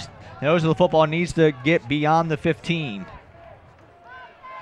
Same 4 wide receiver set, same people in the same spots. Taylor looking to his left, steps up in the pocket. He looks for Jackson through his hands, and then almost picked off by Andrew Wilson. But with 1:15 to go, you're 2 snaps away, 2 kneel downs away, and Ave Maria is going to get their first win and improve to 1-0 in the season as CCU will fall to 0-1. Good fight tonight by Cincinnati Christian University. It's not enough. Gonna look forward to next week though. Number 3 Reinhold coming into town, and this was the week to fix those mistakes, get those jitters out of you, because you got the number 3 team, possibly even higher, coming in to Taft, to Willie Stargell Stadium next Saturday at 1:30, and you better be ready to bring your A game. Yeah, Coach Fulcher has preached about a growth mindset, and so they expect to have failure during the season. Everyone experiences failure and losses, and it's how you bounce back from it, how you learn, where you go into the film room and you write down the notes, and you know where to fix what problems. And like what me and Coach Westbrook talked about, film don't lie. Yeah. You can say anything you want to your coaches, but the film will show you what you did right and what you did wrong and how you can improve things. Film is the best way to teach people, and they're finally getting some game film where they can sit down with each position group and say, this is what we need you to do and this is what you did, and then they can visually see it, and they can see what they need to improve upon themselves. A lot of these guys, they got their iPads, they take the game footage home, and they watch the game footage before the coaches even break it down. They already know what they've done wrong, and that's a good sign of inside team leadership. As the final seconds tick away as Ave Maria comes in to Willie Stargell Stadium and comes away with a 36-21 victory. And despite the 15-point defeat, though, a lot of good happened here for CCU this afternoon. A lot of growth. A lot of growth for sure. Stayed the grind, stayed focused. A few miscues. But looking forward to a big bounce back next week. Of course, that scoring got started early. First play of the game. Wallendorf to Pickett on a deflection, 75 yards to the house, and CCU was off and running. It was 7-0, and then there was a middle 9-pointer after the safety on a bad punt, bad snap on the punt. It was 7-2, and then next thing you know, they took that next drive. Schroeder hit Bird, and it was 9-7. And after that, you were playing catch-up. They scored again, make it 12-7, and it was just back and forth. And then the backbreaker, of course, was a blocked field goal. We had taken 60 yards to the house to put this game away, 36-21. Yeah, that block punt was big. It just swung the momentum to Ave Maria, where Cincinnati wasn't able to come back.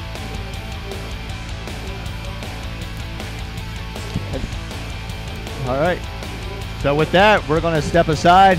And once again, it was good. No for Noah Ochoa, for Tony Suarez, and everybody else at Waycross, for Coach Fulcher and the pregame, and everybody else at CCU. Until next week, 1:30, right here from Robert Taft on Waycross. My name is Rob Roberts. Until next week, good evening, everybody.